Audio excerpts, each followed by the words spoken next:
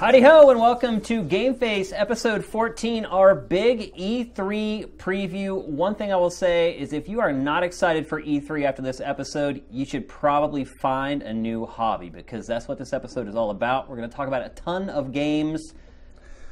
Bye. You're not excited for E3, Marcus? We'll see how we go next Sunday night. You mean this Sunday night? In like Sunday, 3 days? 3 days, rather, yeah. See what happens after Bethesda. If I find out that I can actually get into their booth and play Fallout 4, I'll get excited. Yeah. Otherwise, I might just sleep through the entire thing. Well, you're going to be here, so you can't sleep too much. You can sleep when you go home. Sifted, sleep is for the dead, brother. So anyway, we have got a ton of stuff to get through in this episode. It's probably going to run a little long. Hopefully that doesn't bother you guys too much, because we do have a lot to talk about. We're going to run through pretty much all the publishers that we haven't done E3 previews of before. We're going to do some E3 predictions, which are always fun. We're going to talk about some dark horse candidates for E3. It is just E3 love here on GameFace this week. So we need to get to it. Let's get to the Big Six. I hope you like Lego, Marcus. I am very fond of Lego. You better be, because we're going to talk about it for the next 5 or 6 minutes. Because we're talking about WB Games. WB Games, pretty much the entire lineup is Lego. Well, I think we could lump all the Lego into 3 seconds worth of... I mean, they're all different, though. This is how different they are. Do you want me to just go through this in super fast? Let me give you the WB breakdown. Lego Worlds. It's Minecraft Lego. It's already out. Lego Dimensions, I'm buying it. It's Doctor Who. Fuck it. Lego Jurassic World is out tomorrow, isn't it? Or next week? Soon, yeah. Lego Marvel's The Avengers. If it's better than Lego Marvel Superheroes, then it's going to be a lot of fun. Done. That's the Lego stuff done. Let's talk about what else they've got. You seriously don't... Well, you said you've been playing Lego Worlds a little bit, which is basically the Minecraft clone, although people have been saying it's really not a Minecraft clone, saying that it really doesn't have a direction in the game. It's really just like a toy to play around with. It's a $15 virtual Lego set. Yeah. And that's pretty much it. I mean, it's obviously in its early form. There's not a huge amount of content out. You basically you're paying for the early access almost. It's not 100% all spanky fantastic. So yeah, I mean, it's Lego fucking Minecraft. And it'll be interesting to see what happens with the packs. If, for example, they release an Avengers pack, or if they tie it into they're gonna. Dimensions. Well, I mean, you could see them doing that with properties they own. So a Jurassic pack, a DC Comics pack, a Hobbit. You can create Hobbit World. Yeah. That's when it's going to get interesting. When you can got to build your own Shire. Stuff. Indeed, you can basically staff it with all the Kim Kardashians you want, because she a Hobbit. So is it true that there's really no objective to the game at all? It's really just go build stuff? There's no tension? There's no enemies? Because I've seen footage of it, and it shows these... It looks a lot like Minecraft. You have these skeletons chasing after you. I haven't really gone through it as much. It's going to be a time suck. Yeah. I downloaded it. I had a little sort of wander around, and then I went, oh shit. This would be 3 fucking months. Plus, I want to install it on my desktop machine where I've got the big 50-inch screen as opposed to my 19-inch. You have a 50-inch screen on your desktop? Yeah. Damn. It was the Samsung TV we moved from our living room, bought a new living room TV, and I got that, and I got games room. So there you go. That's the way to do it. How close do you sit to that monitor? I don't sit very close to that. It's like you got a couch or something. Yes, yeah. I sit a good 5 feet back. Yeah. And that's about it. It's like, it's as if I'm playing an Oculus Rift. But let's look, Lego Marvel Avengers was just announced, by the way. They just put out a trailer for it. I did not play the last Marvel Lego game. Was it good? Lego Marvel Superheroes was probably one of the best. It's probably the peak of the Lego Marvel series.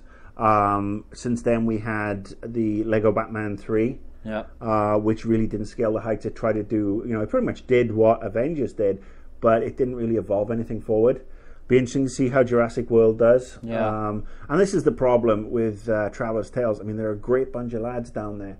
And I'm wondering how do they make so many games? Well, I mean, there's not... It's insane. Their studio must be like 500 people. But they don't actually change much game from game. It's reskin. Yeah, I mean, look, they have a lot of assets they can reuse, but still, But I mean, the missions themselves aren't exactly hugely, varied. Yeah. From, the missions haven't really changed from Lego Star Wars, the original trilogy.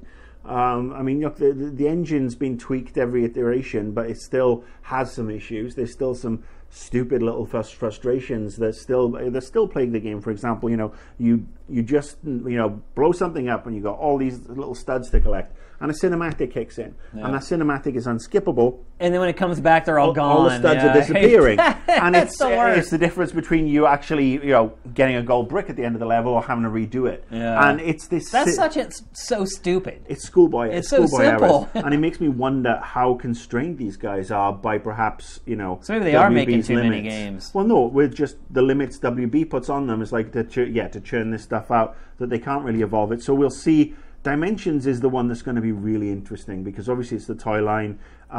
They are dabbling with stuff that isn't their IP again. Doctor Who in particular, Portal.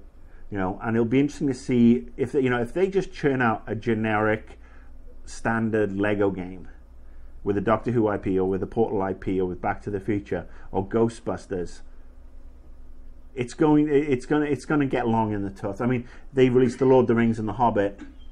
Bored me stupid because I don't really have that attraction to the source material, and that's the problem. If you don't if you don't really geek out over that particular source material, the stuff kind of is cold. Leaves you cold, which is why Lego Worlds right now is an interesting concept because Dimensions mashes up everything. I mean, I can't even keep track of all the packs that are coming to that game and all the different properties that are in it. But we still don't know Back to the Future with the Wizard of Oz. Yeah, we just don't know. Yeah, we don't know how it's going to work. I mean, they've not really released any information, so we'll see. Hopefully, more at E3, which is going to There were some previews that trickled out. I think it was last week, and a couple of them actually mentioned that the game part of it is much better. The 3D platforming in it is actually like a legitimate game and not just like a means to an end the way it kind of has been before. We'll see. I will reserve judgment considering I've played every single one of them. Is it fatigue time? Because look, back on Invisible Walls, you used to love the Lego games. And here we sit 3 or 4 years later, and it seems like you're burning out on them a little bit. Well, I mean, 2 years ago they released Lego Marvel, which was probably the best one of the bunch.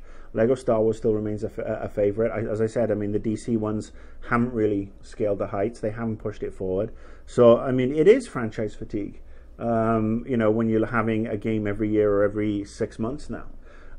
They have to really evolve the gameplay because there's only so many times you can go, oh, look, it's a lightsaber, and I just punched a stormtrooper in the face and he's disappeared. Right. So we'll see what happens, see what they have to say with this. So until then, I am basically holding my breath.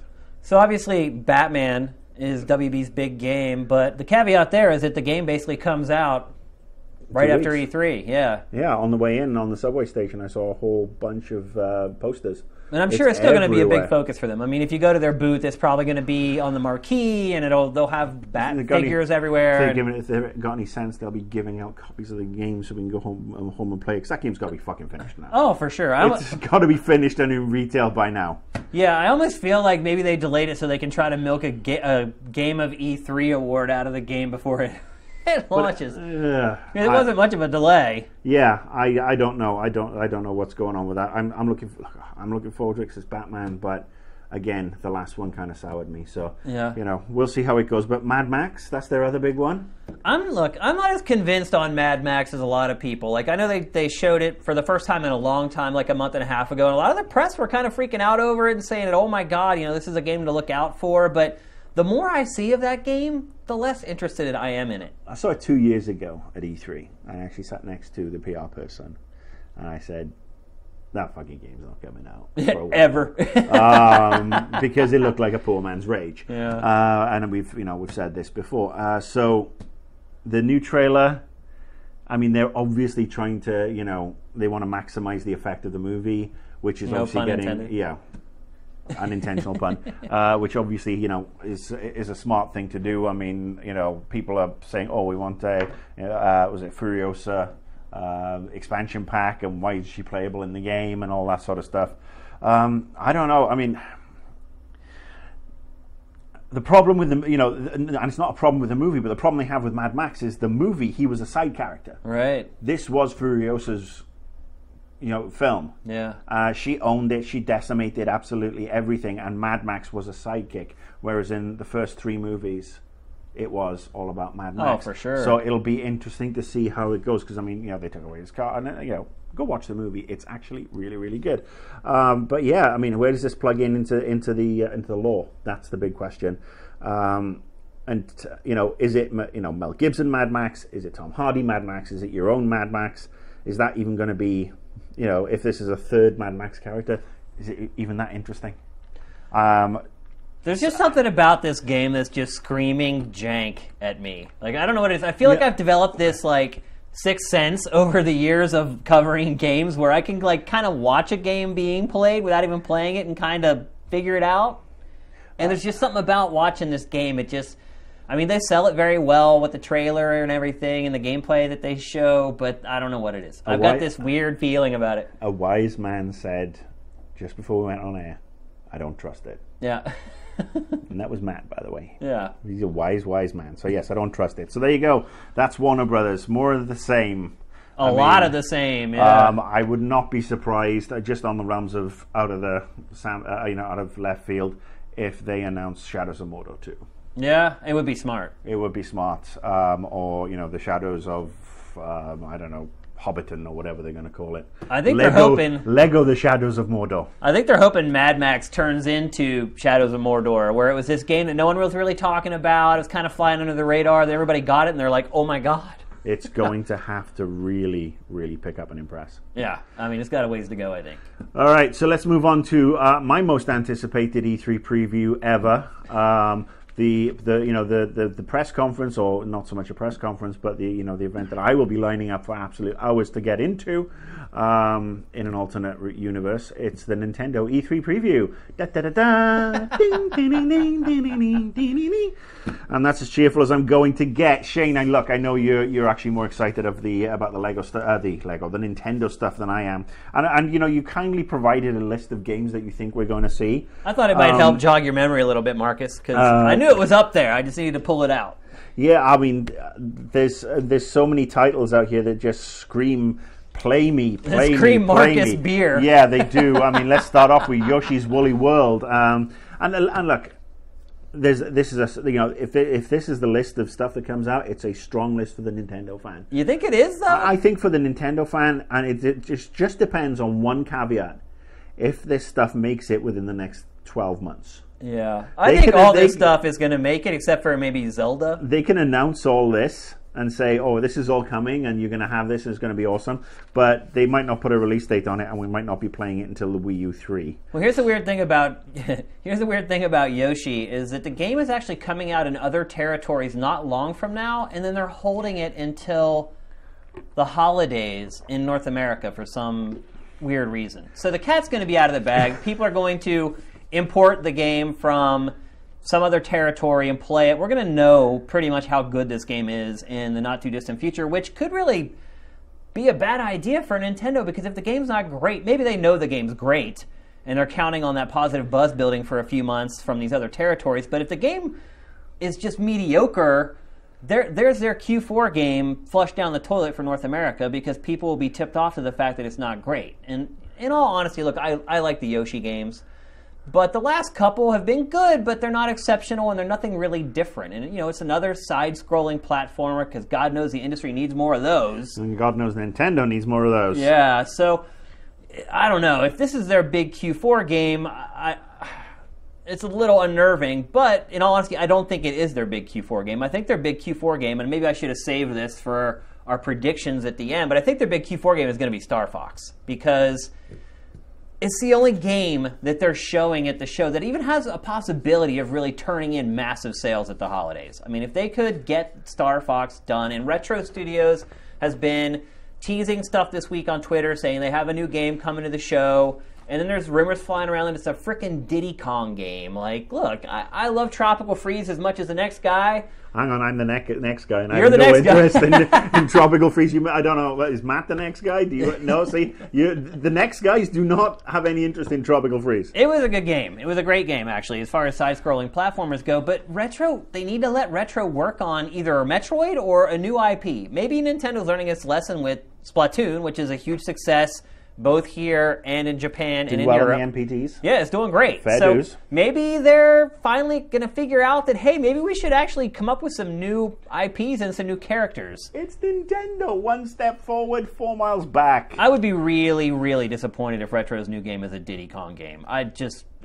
So you'd rather... So basically it's a Donkey Kong? Yeah. I mean, I would be elated if it turns out that they're the ones who have been working on Star Fox. That would be absolutely incredible. That would give me huge hope for the game, that at the very least it's going to be tight and play really well. So they haven't really said who's working on Star Fox. They showed like a clip of it for like 5 seconds from last year's E3 of Miyamoto playing it, and like the screen was like blurred out, and they haven't really shown much, but they need something for Q4 here, and the timing's working out pretty well for it to be Star Fox. Well, if they don't bring it out this year, $60. Go to a retro store, $30 for a Super NES, $30 for an original Star Fox cartridge. Or get yourself Star Fox 64, which is one of my favorite N64 games. Or just get the original Star Fox on Super NES, which is still the OG master. Yeah, and that's also still a great game. Mario Maker, I think...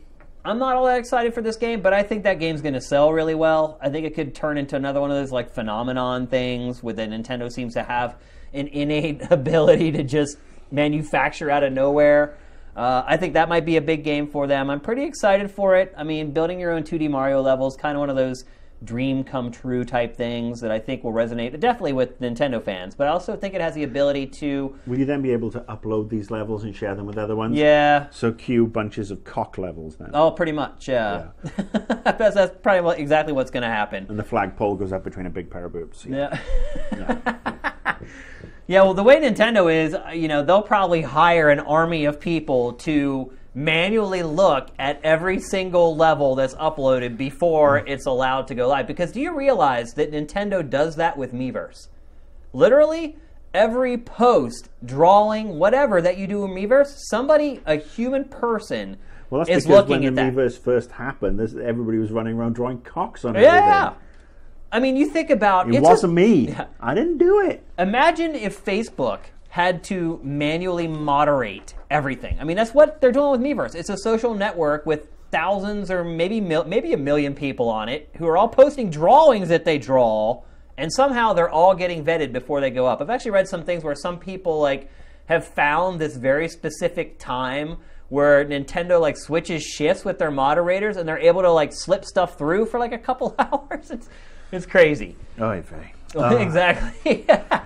So, I wouldn't be surprised if they moderate Mario Maker levels to the extreme to where you submit your level and you wake up the next day and maybe that level's actually uploaded to the system. Regardless, I think it's going to be a pretty big hit. It might just be a big hit because there's no competition and Wii U owners need something to play. Yeah. Then there's a couple obscure games that they showed at E3 last year. There's Project Guard, which is almost like a tower defense game where you play, one person plays as a prison guard using all these security cameras to try to trap people. I hope it's not an LA Sheriff's Department prison guard where you have to beat people up. Yeah, I mean, it's a very weird concept, but again, it's one of those... So you have to stop the prisoners from escaping? I don't know if it's escape or you have to kill the prisoners with the you can see it right here on the screen. It's oh, God. Sorry. It's like one of those multiplayer games, asymmetrical, where you play one person plays against multiple people or whatever. But again, it's one of those things that seems really weird and goofy, like Splatoon, that when it actually comes out and people play it, they're like, wow, I like it. It's one of those things where... Is a tower defense game in this day and age worth a full price? They don't know if they're going to price that at full price yet. It could just be a downloadable game. It could be a digital download, which would be a positive move. Right. Because they need more of that. I haven't seen that. And then there's Project Giant Robot, which is this very awkward robot battling game where you build a robot, and then it's the gameplay. I played it at E3 last year, and it's ridiculous. It's like these robots move really slow, and like the combat is very deliberate. And is it as bad as Ultraman on the Super NES? No, no, it's not that bad. Good. Nope. You should look. Actually, let me throw this out there. Go look for footage of Ultraman, the Super NES game. It is quite possibly one of the worst video games in the history of ever. Yeah, it's pretty awful. But this game is, I think the thing with this game is it's about the building more than the actual combat, because most people would build a robot and then they'd start the actual battle and the robot would be so top heavy it would just fall over. There would be no battle at all, and it would say the other guy won, and it's like, but nothing happened. It's like the recent DARPA video that we saw released online. Yeah. So there's two like smaller games that were shown last year that I'm assuming will show up again this year, but Nintendo's had projects like that at E3 before. There was this one game back in the GameCube era called Roll-O-Rama that eventually turned into like Kirby Tilt and Tumble and like never came out in the U.S. So they show this stuff sometimes, and then you never see it again. And they make it up to be a big deal and a big idea, has a bunch of kiosks at E3, and then it just falls off the face of the earth. So who knows if those two games actually show up. But we've got Retro's new game, which we've talked about a little bit already, Devil's Third, which is Itagaki-san's game that's been in development hell for forever. This game was in development for like a couple years. THQ picked it up, and then he was at E3 with THQ like 2 years ago, and THQ folds. The IP goes basically up for sale, and Itagaki, I mean, he's burned a lot of money making this game. It's like been in development for 4 or 5 years, had a couple different publishers. Nintendo has now picked it up. They put out a brand new like 10-minute piece of gameplay this week that was one of the most insane things I have ever seen in video games. Was that guy just playing drums? Yes. Is this an 80s Jean-Claude Van Damme movie? Or an Itagaki game, a.k.a. the same thing. Because that's really how Itagaki is and how he thinks. Like, he is kind of trapped in the 80s, like, glam metal era. But the game is just... Watching the game, there's no consistent theme to any of it. Like, you can't figure out what any of it is. It's like... You got this dude with tattoos all over him, but then you have this other guy that looks like he could be from Ninja Gaiden, and then he's playing the fucking drums again. Yeah, it's all over the place. Like, honestly, I think this game is probably going to be terrible, but it's like one of those games that's just so weird and bad that you play it anyway. No. I probably will give it a spin. I won't. I will give Devil's Third a spin, if only to laugh at it the whole time I play it. Next. But that might be one of the bigger games for Nintendo at E3, sadly. That's kind of where they're at right now with their lineup. Exactly. It's not good news. Fire Emblem, two of those games coming. One for Wii U, one for 3DS. Strategy RPG games, they're traditionally excellent games. People love them, so, again... I mean, look, they're million sellers, basically. All of these games, they tick the boxes for the hardcore fans. Yeah. At this point, that's who Nintendo should be serving. Well, that's all Nintendo does serve, honestly. But that's who they should serve, because their platform is dead, basically. They're never going to pick up the casuals or people who are thinking about buying a PS4 or an Xbox One. They need to make sure the people who bought the Wii U are happy, because... Yeah. That's their last chance for their next console to have any success. Have to service these guys, and I mean it's become basically a total symbiotic relationship where they're feeding off each other. And at some point, I mean, if Nintendo with the NX doesn't have plans to evolve and really push out to a new market and accept third party and go beyond this list, which is more of the same, pretty much that we see year after year, they're going to find that market is going to die. Yeah, I mean, it already is. We're seeing it already, Marcus. I mean... Well, Splatoon sold surprisingly well. I mean, but is that a case of, It's only been out a couple weeks, though. Who knows what the long term is going to be for that? It's been out a couple of weeks, and it's, the first Wii U game in how long? A while, yeah. First relevant one, anyway. I mean, because let's face it, if you have a console, you shouldn't have to wait 3 to 6 months for every decent release. I mean, other than the Wii, Nintendo fans have been dealing with this since the N64 era. Yeah. The N64, the GameCube were the same way. Yeah. Like, it got to, after the first 2 years, third parties bailed, and it was just up to Nintendo. And we've talked about this on the show before. They don't have the resources to support two platforms. They just don't. So. Well, I mean, look, they have the resources. They're sitting on them in the bank.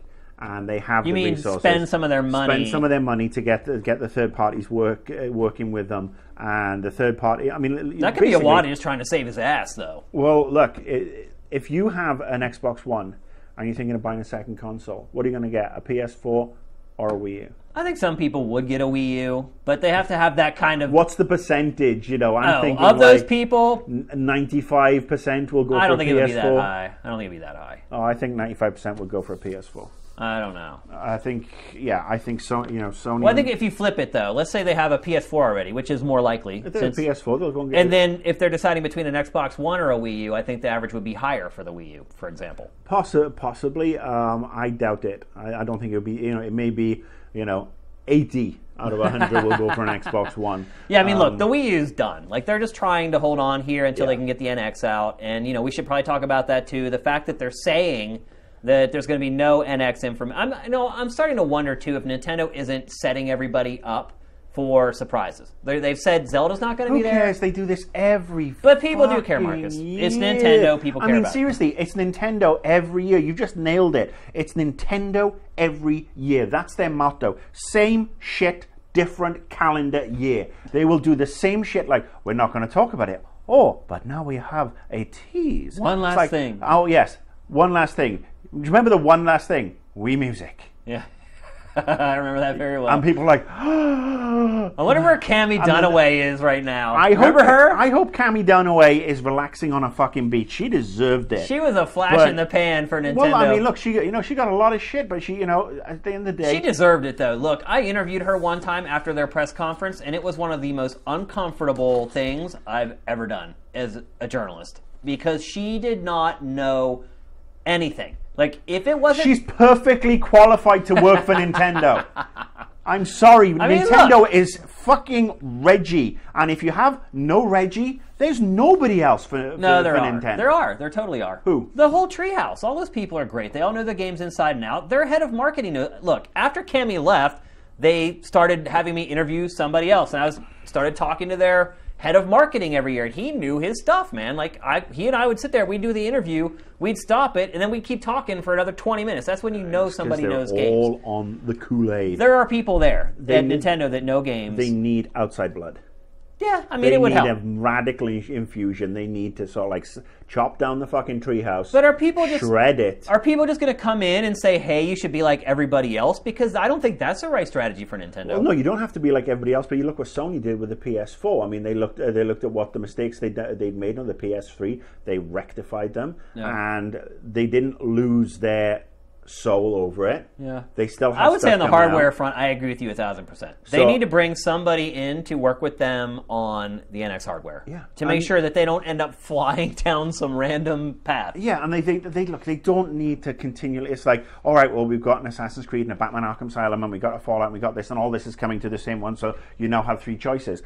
But it should be all right. Well, we're going to make our next system relatively straightforward to port for, but we don't want to go for the same type of port. So what's it going to take to get a Fallout exclusive game, or that's never happening, or an Assassin's Creed exclusive game? Remember, because Ubisoft were the only ones really to fully support the Wii U at launch, and even they've bailed, yeah, and they've left. They had a game finished. They had Zombie U. Well, Zombie U this week it came out that Zombie U may be coming to PS4 and Xbox One now. Well, I mean, Zombie U was a fun game. It was fun. It was flawed, but fun. But I mean, again, it's not a system seller. Hardware. But it was an exclusive game for Wii U. Yeah. But it didn't. Back in the days, tanked like really bad. So because Nintendo didn't support it because they put all the ad money. Because let's face it, you look at Microsoft and you look at Sony, they co-support.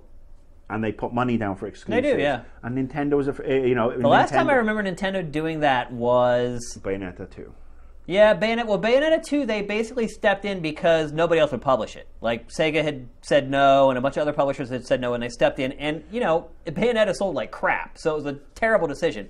Before that, back in the GameCube era, Nintendo locked down all the Resident Evil exclusive. Remember, they had like 5 games, and it turned out they actually got like 2 games and a bunch of ports of the old ones. Don't forget, the fans wanted Bayonetta 2, and it was going to be the best game ever. Yeah. Yeah. Well, no, it is a great game. Just because a game doesn't sell doesn't mean it's not good. The game is great. It's just the game it has limited appeal because it doesn't have a wide enough audience. Well, and it doesn't have a wide enough audience. It's a mature game. And again, it's a challenging game. There's no reason why a game like Bayonetta shouldn't succeed on the Wii U. There's no reason why the Wii U shouldn't succeed. Nintendo have enough money to be able to throw money at things, to market, to educate. From the get-go, the Wii U was a fucking disaster. Their marketing was atrocious. That was the big mistake. Their message was mixed. Messaging Their was bad. software lineup, for every great game they had, you had 3 piles of shit that nobody really knew what the fuck to do with. Their third-party support disappeared from the get-go. And it's the same thing that basically, when the Wii came out, marketing was on point, everybody bought it, everybody had some fun for a year, and then it turned into a fucking doorstop. Yeah. But they had their sales. For the NX, go back to the marketing, make sure that it's easy to communicate, make sure the game is straightforward, the games are straightforward to develop on the console, and make sure that you reach out to some great third parties to partner with them. Because, I've said this over and over, I rag on Nintendo week in, week out, because I have lost faith in the leadership of Nintendo. That's what I was saying. I think they should all be, to a man, fired.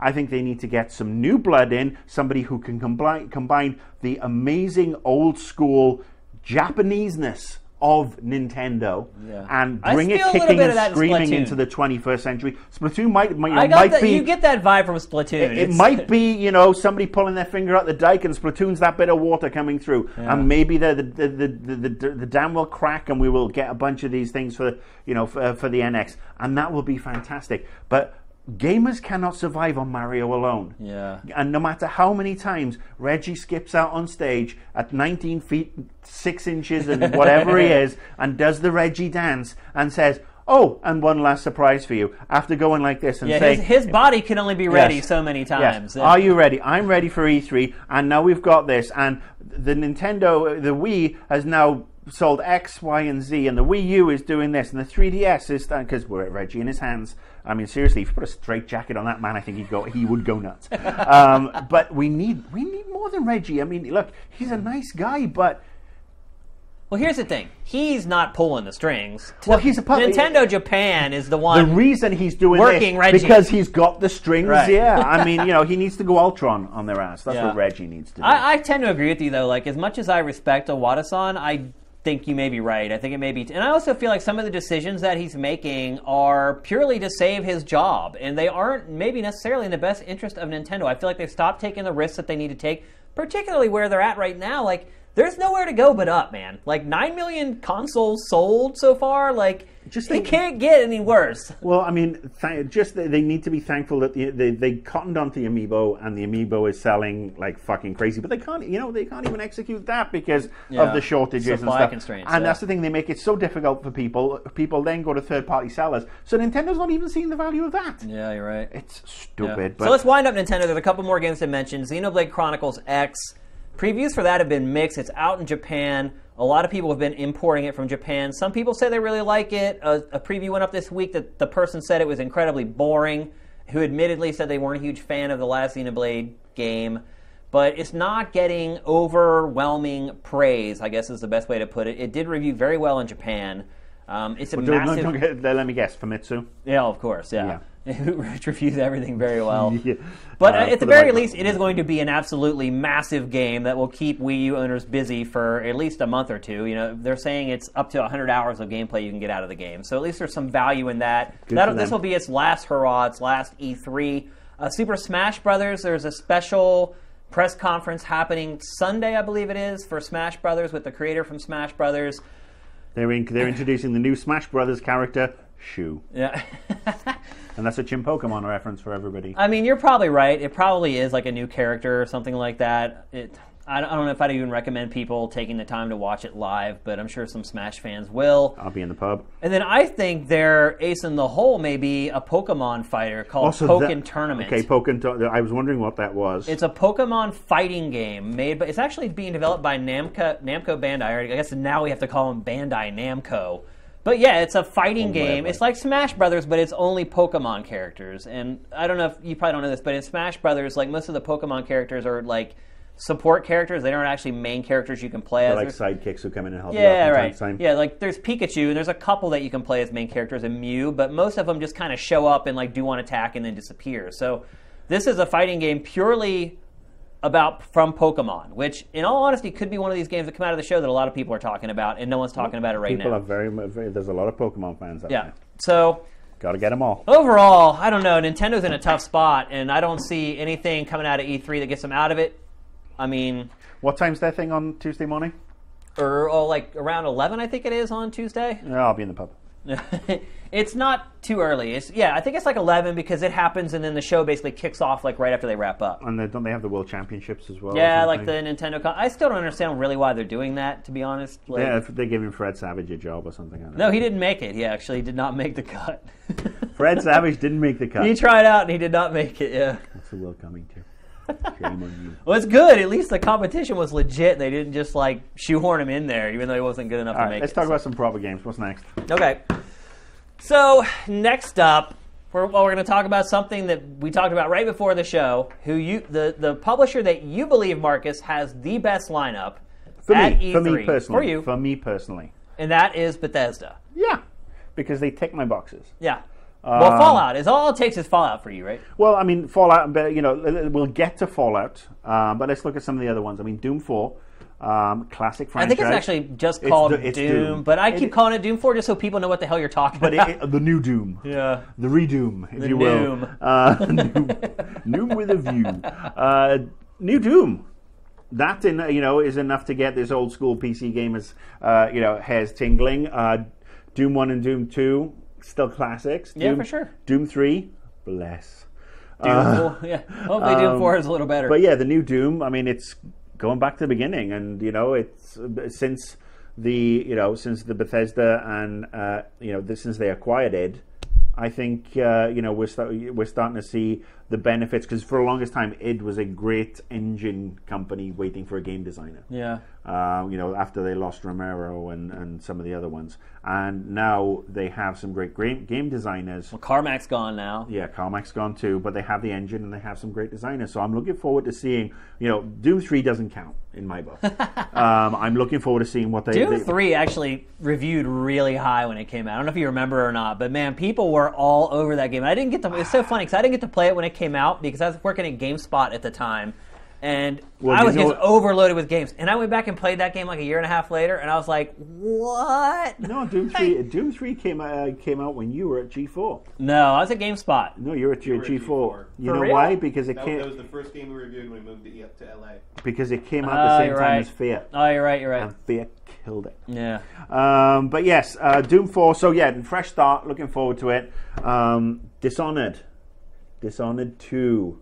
Big fan of the original Dishonored. I'm not that excited about this. I know you appreciated the original Dishonored, but it wasn't really your 100% cup of tea. For me, I just really enjoyed. It was not just the mix of the powers and balancing everything and giving you that RPG element, which I really do adore. But it was just how easy it was to control on the consoles. Yeah. Because when you have it is complicated. I mean, look, there's a lot to that game, and they did. I will say for sure they nailed the controls in that game. They did a bang up job, and blinking was like fun when it could have been a total nightmare. I mean, when you're blinking from chandelier to chandelier, and people are walking below you, not knowing what the fuck's going on, or the fact that you could creep around. I mean, it was almost like it was a steampunk Deus Ex. Yeah, and it worked really, really well. So I want to see more from that world. I'm still not convinced it's going to be there, man. I still don't think that they can rationalize doing a sequel to that game. Like, it didn't sell terrible, but it was an expensive game to make, and a sequel will be more expensive to make. Like, I think that we still haven't seen we never found the sales figures, did we? But no. I think it sold better than you think it did. But it was also a critical darling. So I mean, why not get a Dishonored 2? I mean, let's face it, people are always asking for a new Beyond Good and Evil and a new Last Guardian and all that sort of stuff. So why don't we get a new Dishonored 2? Because let's face it, if somebody's going to do it, if this was say Activision, we wouldn't see it again. Yeah. But if this was at it's at Bethesda, I think we'll see a new Dishonored. Okay. Speaking of games that I don't think we'll see, Prey 2. I think this is. There's rumors swirling that it's not dead and it could be coming back. Well, this is the one where this is right up there with Half-Life 3. Really, I mean, it would be the nice. Mythical beast. The mythical beast that we would all like to see. A nice little bit of Prey 2 action. It's got a very checkered history. been cancelled. It's been brought back from the dead. It's gone from one developer to another. If the game was almost done. Like, there's this really awesome website called Unseen64, and basically all they do is that they just track down, like, games that were canceled, and they try to find developers who used to work on them, and, like, they've had people on there that worked on this game, and, like, they've said that the game was, like, done. Yeah, and I've heard stories that the game was almost done. I've also heard stories that the game showed well in a vertical slice, but when you actually got to the final almost done version, it was a rampant bag of crap. I played it at a Judges Week event many years ago, and it was just a vertical slice, like you get a lot of times, and it was fun. I really enjoyed it. The vertical slice was great, but we all know about vertical slices. I mean, they're very deceiving. I mean, nowadays we can understand that the public will actually accept a vertical slice on a disc. If you've bought the order. 1886. You bought Ground Zeroes. Oh, if you bought Ground Zeroes. But yeah, why not? I don't think, if we see anything, it will be a very, very teased trailer. But we'll see. We're just being handed some figures, so please bear with us. Let's see. What are you trying to show us, Matt? Put it back in your pants. Oh, it's gone. It's just a Dishonored, like, sales figures were higher than Bethesda expected, according to articles in 2012. So yeah. So it's sold. They were developing it as a franchise. It was like number 4 in the UK, and and it got got a number of awards. So Matt is saying that it actually sold better than Bethesda expected. So yeah, so that's a good sign, and it was critically received.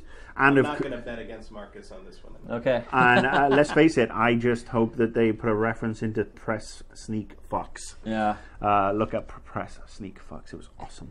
And then we have Battlecry. What do you think the percentage is that Prey shows up at E3? Oh, Prey 2. I think it's a very outside. If we get anything, it will be something along the lines of the first, new Doom trailer, where it's like, 15 seconds. Maybe, maybe MC Hammer comes on and is like, Prey,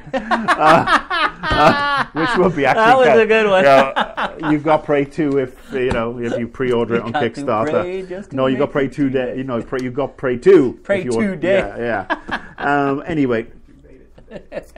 Yes, Prey 2 will. If we get a teaser, that'll be interesting. We'll see. How I would give it a 10% chance. Okay. And that may even be generous that it. Yeah, like ever show up again. It's an outside chance, but it would be welcome. Yeah. It would be welcome. Any game would be welcome at this point that isn't a frickin' remaster. Because this week there was like another 5 remasters announced. Well, the last game on their list isn't a remaster. Brand new game, Battlecry. They showed it at E3 last year. Pretty much all multiplayer focused. It's, I think, 16 on 16, all online gameplay. The story behind it is it's set in this world where gunpowder is either outlawed or they can't get a hold of it. So all the weapons are kind of like these contraption things that you use. It's very steampunk. Yeah. You've got three factions. They've announced that it's going to have a huge presence at Bethesda's booth. They're going to have tons of kiosks for people to play it. This game has really flown under the radar. We haven't seen anything from it since E3. I had actually forgotten about this game. Well, in my opinion, it didn't show well at pre-E3 last year. Yeah. And I think they also, they understood that. But, I mean, it was 2 years out. Well, they built a studio in Austin just for this game. The studio is called Battlecry Studios. So they better deliver on the game. Yeah. It's an interesting one. They're going after the Team Fortress model, free to play. Nobody knows what the monetary investment's going to be, and how you pay for stuff. Do you buy hats? Do you buy upgrades? But it is interesting. I'm betting that you probably buy parts to construct new weapons with. That's my guess. Yeah, I don't know. I really don't know on that. It's a bold move taking guns away. Yeah, and focusing on melee in particular. I know there's an archer class in there. But yeah, I think jury's out on that one for me. Well, it has to be. We haven't seen squat of it really since last year. So, look, they could show it and it could be completely improved and blow our minds. But there's a lot of competition for free-to-play shooters and free-to-play melee games too. Just free-to-play multiplayer games they're a dime a dozen right now. You really got to do something special to set yourself apart, even if it's free to get people to play. So, I don't know. We'll see how it goes. But I'm not too excited over Battlecry, but it does seem to be a big part of Bethesda's E3 plan. So we'll see how that all shakes out. We shall see. Yep. All right. So, yes, Bethesda, You got at least 2 titles. Hopefully, a Dishonored sequel as well. And after that conversation, you still think it's the best E3 lineup? I think so. Fallout 4, Doom 4, Dishonored sequel. That's which may or may not be there. Well, yeah, a trio of heavy hitters. I mean, even you got a duo of heavy hitters. I mean, let's face it. When you look at Fallout 4 and the new Doom, and you stack it up against what they've got at Warner Brothers. No doubt they have a better lineup than Warner Brothers. So when you stay, I don't know, you got Batman and Warner Brothers. But again, I mean, Batman. I'm surprised to see you starting to sour on Batman. By the way, I'm just again, I'm on overload. I mean, again, they released a bunch of videos today showing fucking Neil Patrick Harris playing the new Batman game. Neil Patrick Harris is a very charming, very funny individual, a talented actor. It's fucking Doogie Howser, for God's sake. I don't want to see him play the new Batman game. I want to fucking play the new Batman game. Stop with the trailers. I don't want to see new trailers week in, week out.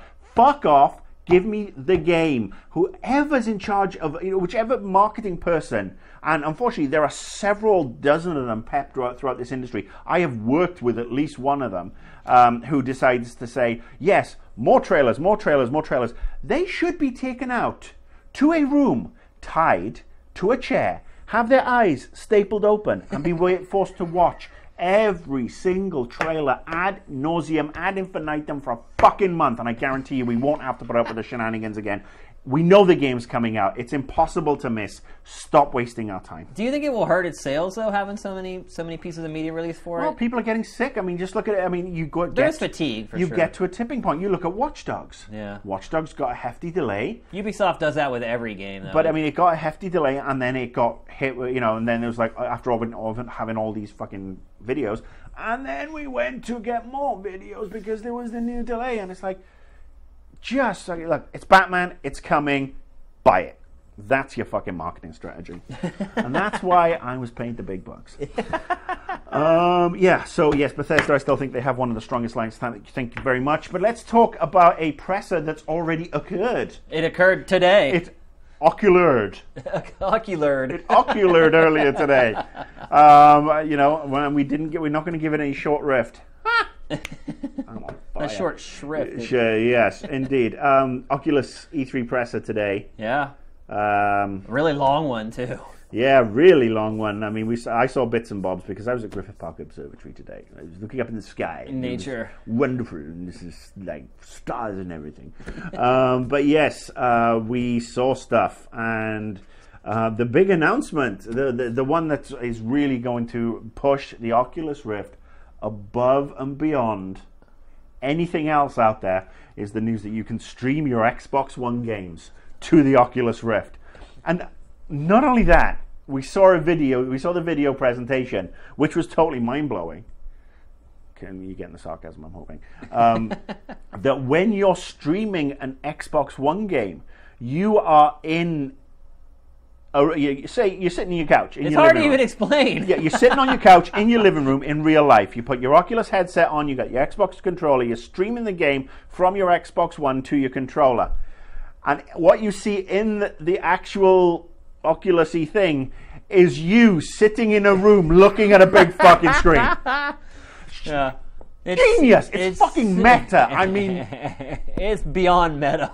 I mean, it's like, seriously, it's like The Matrix. I mean, I'm just blown away by the originality. And well, to be clear, that's so you can do like couch co-op with people who aren't actually there. That's the idea. Like in that virtual living room, somebody can be sitting next to you and you're playing with that person. So you're basically going to spend God knows how much money on an Oculus Rift. And look, I'm really starting to wonder how much it is at this point, by the way. I was a big Rift supporter, but just so I can basically be at home and see a living room that isn't as nice as my living room, by the way. Yeah.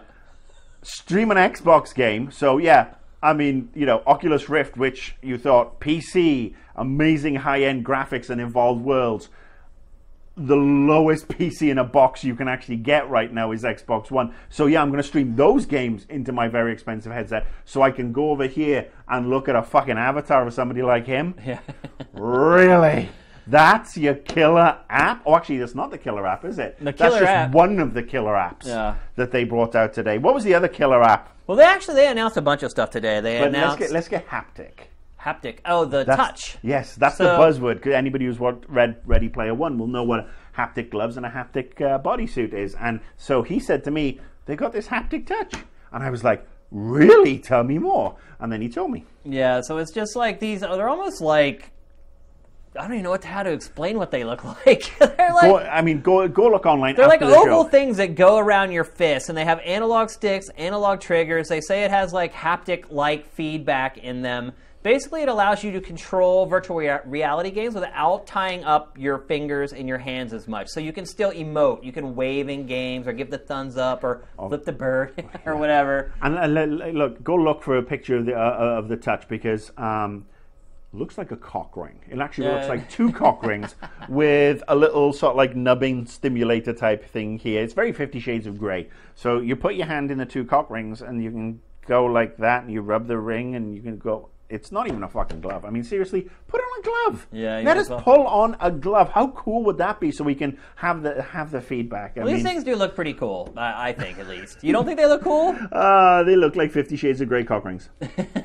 I think they look pretty cool, but honestly, Hey, if you're a cock ring connoisseur, Shane, I am not going to judge you because this is the new millennium and you can do whatever you want. That's right. Thank God for that. Yeah. So one of the big stories, Insomniac developing a game exclusively for Oculus Rift. What's it called again? Edge of Nowhere. Which is where the Oculus Rift is going to go. That could be the name of any action movie or action game from the last 30 years. Well, let's face it. I mean, the Oculus Rift will go to the Edge of Nowhere, given that the guy who's in charge of their games division, Mr. couldn't find his own ass with a map. Jason Rubin is the head of their games division at Oculus. Friend obviously, to every gamer. Calling in some favors with old colleagues of his here with Insomniac. How the hell has he got any favors left to call in? Well, he worked hand in hand with Insomniac for a long time while he was at Naughty Dog. And the guy has a gaming equivalent of a black thumb. I mean, seriously, he puts his mark on you and you shrivel and die. So yeah, there is that game coming from Insomniac. But honestly, I think the biggest story of the whole press conference was basically Microsoft working with Oculus and getting Xbox One involved with Oculus, period. Because that's kind of the big X factor. Microsoft doesn't really have its own VR platform other than HoloLens, and that may not be coming for a long time, and it's probably going to be really expensive. And so a lot of people thought that they were being left behind and getting lapped by Morpheus and all these other headsets. Turns out they've actually been working with Oculus for quite a while on this whole project, and so it's kind of integrated in with Xbox One. Not a ton of details about it yet, but every Oculus has an Xbox One controller packed in with it, and that's a pretty big deal. It's kind of putting their stamp on the Oculus, and obviously, big PC stuff coming for E3 with Microsoft, which we'll talk about in a little bit, and it all kind of ties together. And that's the only thing I'm interested in with Oculus. I'm sorry. And look, it's a smart move. I mean, we've been saying for a while Microsoft doesn't have a horse in the VR race, and HoloLens looks interesting, but it's very minority report, and that's about it. And it could be a long ways away. Yeah, so smart move for them to partner up. I certainly look forward to getting on my Xbox One, activating the Facebook app, and using the touch to poke people. Yeah. Not really, but for me, what I wanted to see from Oculus today was the PC stuff. What I wanted to see was a price. They held up the Rift. Yeah. And it still looks like a rejected idea for Cyclops' visors from the X-Men movies. Yeah. But, we're not going to get it. Ideally, this will be what we have eventually. And the lenses come down. We're in VR world, and it's wonderful. So you understand it's got to be a bit beefy and chunky. But there was, of the games that we saw... Showed Eve Valkyrie again. Yeah, Eve Valkyrie. Which looks great, but we've just seen it so many times. Yeah, I mean, that's the thing. Where's the software? Where's the software? I mean, and this is the thing. Are we going to get Oculus Rift-friendly versions of Xbox One games on the PC? Yeah. Is Microsoft finally going to pull its head out of its asshole and remember that PC games actually matter, and this could be a big thing to reboot PC games from their perspective by putting games like Halo 5 comes to PC next year and it's Oculus Rift enabled. Yeah. I mean, it doesn't matter that I can plug my Rift into an Xbox One and sit in a virtual fucking lounge on a virtual couch. What will matter is if I get a version of Halo or Gears of War or whatever, and I'm in that environment. Yeah. That's what is going to help push PC games back to back into everybody's mindset, if you will. That's what's going to help Microsoft in the long run. It's certainly going to help Oculus. But this is the key. This is the key, and that's what I want to see.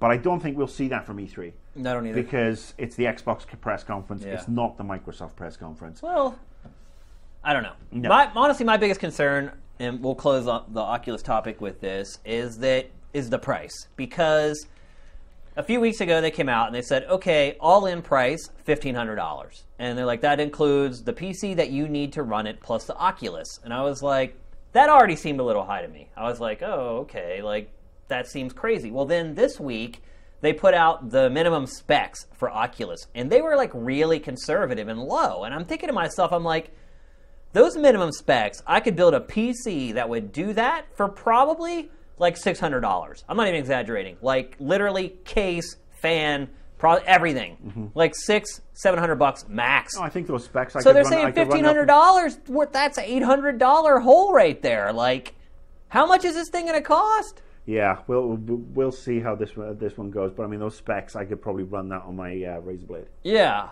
You definitely very could. Oh, no problem at all. No problem at all. And look, it's not going to be the ideal situation for Oculus, but if you're telling me I can run it on these specs, and you're telling me $1,500 to get in with Oculus, there's a huge divide there. And this is the thing. I mean, what was how much was the dev kit? $600, $300? Yeah, I think it was $500, $550 or something. So the dev kit would have to be more expensive than the retail version. Yeah. Or otherwise, this is a dead. Oh, it would be totally dead. Dead in the water. I mean, we're talking Wii U level dead. So Oculus actually transitions very well into the next topic, which is Microsoft. We've waited all this time to finally talk about Microsoft at E3, and you were just saying, it's the Xbox press conference, but I don't really think it is. I think that this press conference is going to have a lot to do with the PC and Windows 10 and DirectX 12. I think it's going to have a huge focus.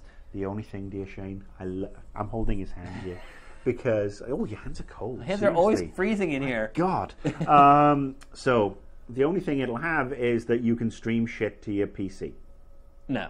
I'm telling you, that's as far as it goes because Microsoft, and look, I'd love to be proven wrong. I would love to be sitting there on Monday morning, scratching my balls in my pants, and Microsoft say, well, we're going to do X, Y, and Z, and there's going to be cross-platform gaming, and everything we bring out for the Xbox One, we're going to bring out for the PC, and it's going to be this whole brave new world of synergistic gaming across two platforms that have built us. But they won't.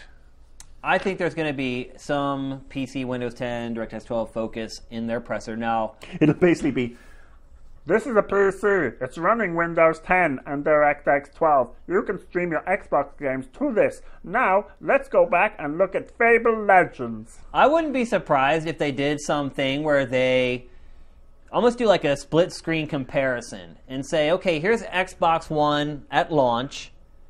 Now, here's that same game running on Xbox One on Windows 10, DirectX 12. Almost like a comparison video like we started at Game Trailers that everybody does now. And then some wise ass will do a comparison video and it's like, and here's the same game running on a PC. Yeah. That destroyed it. Now, the caveat here is that Microsoft Phil Spencer is going to be at the PC press conference, which I still can't really completely wrap my head around. It's a PC press conference? Yeah, PC Gamer's doing like its own like PC press. How did you not know about this? Because I've been. Dude, it's 3 hours long. Oh shit! Let's face it, it's not the PC Gamer that I knew and loved. No, PC Gamer's great, man. Look, I look at everybody's content because that's what Sifted does. Like, we sift through everything. Their content is great. Like, their writers are great. Their features are amazing. I'm sure. It's just it's not my PC. Look, as a PR rep, it was Rob Smith, it was Greg Wiedemann, Dan Morris, it was Logan Decker, it was Kristen Salvatore. Yeah. I mean, those guys are immortal in my book. They're still so many journalists a thing or three. But I'm glad they're still good. The PC Gamer is still kicking ass. Yeah. I mean, it's just, I've been offline the last week. I've had an old friend in town, and we've been, off doing touristy things in Maine, drinking. For the millionth time. That's the thing about living in LA. People always come to visit you, but after like the fourth person comes, you've done everything in Los Angeles, and after that, you just repeat it over and over. Go to Universal Studios tomorrow. Yeah, that's why you drink, because that's one thing you can do that doesn't feel the same every time. Well, I haven't been to Universal Studios in several years, so I'm looking forward to going to the Simpsons Land. There you go. It's going to be awesome. So let's start moving through. We got a bunch of stuff to talk about with Microsoft here. Actually, not as much as I thought. When I was preparing for this show, honestly, before even E3 even came, just anecdotally, I was thinking to myself, you know what? Microsoft is going to have a really good lineup at this E3. I just, for some reason, I don't know why. I'm the one who's purposely been offline, and yet you're the one with the disconnect from reality. Yeah, but now that I had to prepare for this show and put all the stuff together for this show, and we've got I'm not so sure. We've got a list that actually would be impressive if it was accurate. Yeah. But unfortunately, we know these games are coming. They're just not coming to E3. Yeah, so that's Microsoft's saving them for Tokyo Game Show, apparently. Yeah. So we just found out today. You're hurt by this. No Crackdown at E3. No Crackdown 3. Fail, Phil Spencer, Harrison. That is a big fail. That is. Why would... Epic fail. I mean, all I can figure is that they must have something, a lot of huge things coming to the show that we don't know about already. Unless they get to the end of the conference and it'll be, one last thing. And they reveal it and it's coming out this year. Yeah, I mean, I don't understand. They debuted Crackdown at E3 last year with the trailer. Got people pretty excited. It got me excited. I mean, I love Crackdown. Crackdown 2 was abysmal, but look at that. It looks like the old school Crackdown 1, but on steroids and all shiny and everything, and it's going to be fantastic. I actually don't care about Crackdown at all. That's because you're a Philistine. It came out whenever we were working at G4. I remember Kevin Pereira, loved that game. He would come into work every day and be like, I played Crackdown last night for 9 hours. I'm never getting sick of it. I played it for an hour, and I was like, I don't care about this game at all. Awesome, and look, the beauty of the last Saints Row game is that... And the second one was really bad. Oh, Crackdown 2 was basically an abortion. It was a disgusting game. So what makes you think that this third one's going to be because so great? It's not done by the people who did Crackdown 2. I just think the formula is kind of whatever. Well, look, the formula is fun. I mean, the bar they have to raise is that the last Saints Row game introduced the power orbs and this virtual world. But, I mean, Crackdown itself, it gave you it was one of the best superhero games that didn't have superheroes. You were superpowered. You were running up the side of a building. You were doing these huge power jumps. You were picking up cars and throwing them. You were doing insane loop-the-loops in cars. And, there was... I don't think I can get past the jank. That's what it was. It was just too janky for me. I just felt like the controls were too loose. And the first one was an underrated classic. And look, I bought it because I wanted to get the Halo beta, and I ended up playing that more than the Halo beta. So, but there is no crack. I mean, he's driving a semi truck. I mean, it's like the Fast and the Furious Super Future-y type thing, and now he's going to shoot the truck and it's going to explode. He's going to take down the building, and I mean, let's face it, that is more entertaining than Call of Battlefield Duty fucking Mario World 1926. Look at it, and it's all neon and pretty, and it's going to be. But we're not going to see it. It's not going to be there. The other game that's not going to be there, it was just announced today, was Scalebound, which is a Platinum game. Basically, the team that does Bayonetta, games like that, not going to be there. Although they are saying that Platinum is debuting a brand new game at the show. They're just not bringing Bayonetta 3. They're just not bringing Scalebound, which was shown at last year's E3. Yeah. And we know we already knew Quantum Break wasn't coming. Quantum Break. I mean, when that actually hits my fucking system, that's when I believe it's coming. No, it's coming. Yes, so's Christmas. Well, they said it's going to be at Gamescom. They're a European developer. Why hold this shit back for Gamescom? I mean, this is the... Gamescom is getting bigger, man. No, Gamescom is big, but this goes back to that problem we had with E3 last year, where the ESA needs to get their ass in gear. Because, let's face it, E3, it was supposed to be the preeminent trade show for video games. And it is being usurped by Gamescom, because Gamescom are getting a lot of things right. Well, they're letting fans in. On fan days. Right. You have media days, you have fan days. You don't have a bunch of stupid-ass press conferences bollocksing up the start of your show. No, they have press conferences. But not like, interfering with, what you actually get to do. They don't have it like on the day of the show, like exactly, where they wait to open the show floor for these last couple press conferences to finish. It is a little odd. Exactly. I mean, look, they are Teutonic in their efficiency. God bless the Germans. Love them. Although unlucky loss against the U.S. national team yesterday, 2-1. Yeah.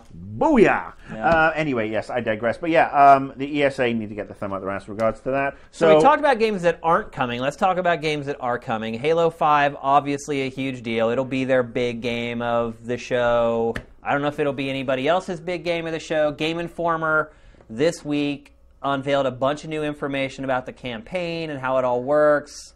They have the exclusive on all the Halo stuff for this month in their magazine. Working? Yeah, will multiplayer work, or will in 6 months' time they be canceling multiplayer tournaments? They haven't published the online portion of their coverage. There is no online. You have to buy an Oculus. That's it. The online only works if you buy Oculus Rift. Yeah, that would be insane. But I mean, look, this is a no-brainer. We know it's going to be a big story. Hopefully, it's a big story for all the right reasons and not any of the wrong reasons. But it would take a pretty monumental screw-up for 343 to mess up Halo 5 showing at E3. But after Master Chief Collection, anything is possible. Yes, indeed. So we have the Gears of War game that's being developed by, they were called Black Tusk. They just changed their name. But that should be shown for the first time. I'm pretty excited about that. I'm hoping that they return it to its roots, because I felt like ever since that Mad World trailer that they for Gears 2, I think it was, I felt like the series just got a little soft after that. Like, it sort of climbed up its own asshole. Yeah, the first game was like this unflinching, like crazy, violent, gritty, like type of game. Gears 2 was the sweet spot for me. Yeah, I mean, it had the violence, but it had the accessibility, and it had, I think, a better story. It's the better game. I'll agree with you 1,000%. Of all the Gears games, it's the best. The sweet spot. I agree with that, but I still like the theme and the style of the first one better. Like, because you're a man. No, you want to grill and chop things up with. There was just something very visceral about that game. Like, they captured visceral and whatever that is. Like, they just nailed it. And I felt like it just got softer and softer as it went on. And like, there's all these sappy cut scenes eventually that showed. Like, I like a lot of times I hate games that are all like meathead games, but like Gears was unapologetically meathead. Like, it was just like, this is what we are, this is what we do, and this is what this game is, and I loved it. You can't do that in games now. Yeah, I know. You have to have like reach out and touch somebody. Yeah. You're absolutely right. Like, that is. And look, you'll get to revisit that, because the somebody you'll be like, I can't believe how violent this game. There's not enough women in this game. We're going to get to that one at the end. We have the Gears of War Collection remaster, where they're remastering the Gears of War, so you get to play Gears 2 and Gears 1 and have your meathead moment on your Xbox One. I may be more excited for that, actually, if they keep the new Gears tame like they have with the last couple. But yeah, that's coming. I'm sure they'll. I don't even know do you show that at the press conference? Do you show the Gears remaster? I'm sure they will use the Gears remaster to tease the new game. And it's maybe it's like a Trojan horse or something. Taking you back to... And then it like morphs from that game into like the new one. They'll have the Michael Jackson song, Do You Remember the Time? Yeah. I took a chainsaw up your ass. Yeah. I don't know. Yeah. Fable Legends. That game's development cycle's been like this. Look, if it isn't Lionhead, and it isn't Stephen Fry, and free to play, doesn't have that asymmetric multiplayer where you can play as the bad guy trying to stop the good guys. That's like the whole kind of theme of the game. I mean, it's hard to get excited over it. It's taken too long to come out. I mean, it will be free to play, so everyone's going to be able to jump in and go at it. Gives a shit.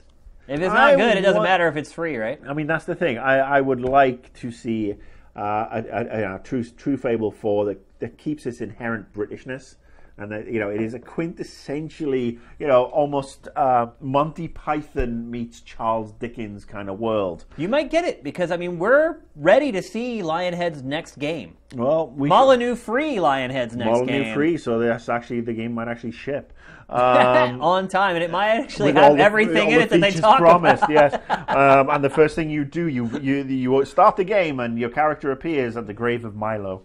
That would be great. Yeah, but look, and Molyneux comes out from behind a curtain. I do like the idea of being able to play the bad guy.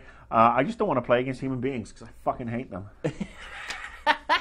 But we should see Lionhead's new game, at least a trailer. I doubt we'll see a demo or anything like that, but we should at least find out what Lionhead's next game is, or if they've just dissolved them all together at this point. Who knows? Fable Legends. And then we've got Forza Motorsport 6, which had been announced at like the Detroit Auto Show or something, but it leaked out. Like Xbox Japan's website accidentally posted like a bunch of media from it before it was supposed to. I have anecdotal evidence. I was on the train last week coming home. Two guys get on the train to Culver City, and they were talking, and one of them's like, "Yeah, I just finished this cinematic for the new Forza game," and my ears went, "Oh, really?" And then I remembered it was Forza, and I fell back asleep. Yeah. Well, yeah, they accidentally leaked a bunch of stuff on Xbox Japan's website, but it wasn't even. They didn't really show the game. Xbox have a Japanese website? I mean, that is the definition of somebody's got to take care of all 10,000 customers. I mean, seriously, that is about as useful as putting a condom machine in the Vatican. Yeah. I mean, that is optimistic in the extreme. God bless you, Xbox Japan. I mean, they are trying, but it's probably 3 guys in a basement in Akihabara. I'm actually guessing they're probably sitting in a tower in Shibuya that's really posh and really nice, collecting really insane checks to do nothing. I don't think so. I think they may be in the Microsoft Tower in Japan or the campus, but I think they're in a janitor's shed behind the sprinkler controls. Yeah. And they get trotted out every now and again and get patted on the head for their selfless, thankless work. Yeah. Bless them. God bless you, Japan. It can't be a fun job working for Xbox Japan right now, that's for sure. I mean, let's face it, it's the equivalent of pissing into a windstorm. Do we need another Forza, Marcus? Like, ever in this generation? Like, no, we don't need another Forza this generation. One of my best friends is a producer turned 10, so I'm going to say yes. But I don't need one. I mean, I didn't ever need a Forza anyway. I mean, look, yeah. I mean, to me, it's like you build a driving simulation, that's it. For that generation, you've got it. It's just DLC after that. Do we need a Gran Turismo? Do we need? I mean, they're just like sports games. Like you just make sure you build a really good one out of the gate the first couple years that the console's on the market, and then you just add to it as it goes on. Like release packs, like new car packs, new track packs, whatever. Like, I mean, I don't know. They haven't shown much of this Forza. I'm sure when they do show it, I'll be like, if you put it side by side with Forza 5, I'd probably have no way of telling you which was which. Yeah. So. That game is not gonna raise anyone's temperature levels watching Microsoft's E3 press conference. It's not gonna get your motor running. With all due respect to Turn 10, and they do great work, and their games are great, but it's just not a hype-generating game. It's not for us. It's not our cup of tea. Well, I wouldn't say it's not for us. We like driving, and I like racing games. I like driving. I'm just burned out on driving sims that come out every year. And let's not even talk about Burnout. Yeah. Let's not. That makes me sad. Next up, we have something that... The Return of the Kings. The Emperor's New Clothes, more like. Yeah, you're probably right. It's Rare. Rare is bringing a new game to E3, and it's not a Kinect-based game. It's a legit... At least I hope not. It's like a proper game on a proper system that needs like a proper fucking control pad. It actually uses a controller, yeah. Yeah, but it's only going to be streaming on Oculus Rift. So seriously, how fucking sad would you be if you were Rare? You're like, yes, we're going to finally do a game after the fucking Kinect debacles over the years. We're going to do a great game. And Phil Spencer walks in and says, guys, your game only works with Oculus Rift. Boom! No, it could very well happen, actually. It could very well happen. It seems like they tend to put Rare on special projects like that. I don't think it will, but it could. A special bus, more like. Yeah. I feel sorry for them. As far as what it could be, Battletoads has been tossed around a ton. I honestly don't see how that series is relevant anymore. Like, I know they've been like Battletoads, if you're going to do Battletoads, you do it as an Xbox Live game, and you put it out for $15, and it's fully retro, and it's just daft as fuck. That isn't what you put Rare's talents towards. Yeah. I mean, let's face it, if you're going They have a lot of IP just sitting there, just getting dusty. I mean, there's a lot of series they could revive, but I would prefer a new IP. It would be nice if they come with a new IP that isn't dependent on a bunch of shitty gimmicks. You know what I think it's going to be, though? Conker's Bad Fur Toad. No. I think it's going to be Perfect Dark. That's not necessarily a bad thing.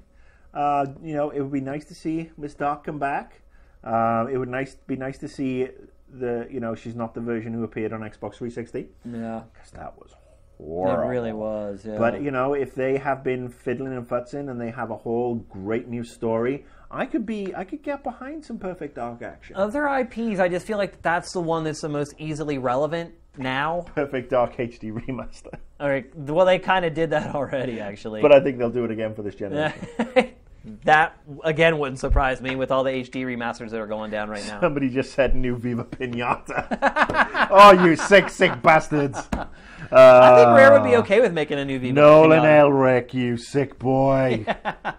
That's just I would not be... I loved Viva Pinata, both of them, but I would not be okay if the new game was another Viva Pinata. That's like saying the high point of, Sony have signed Kojima to do Parappa the Rapper. Yeah, you're right.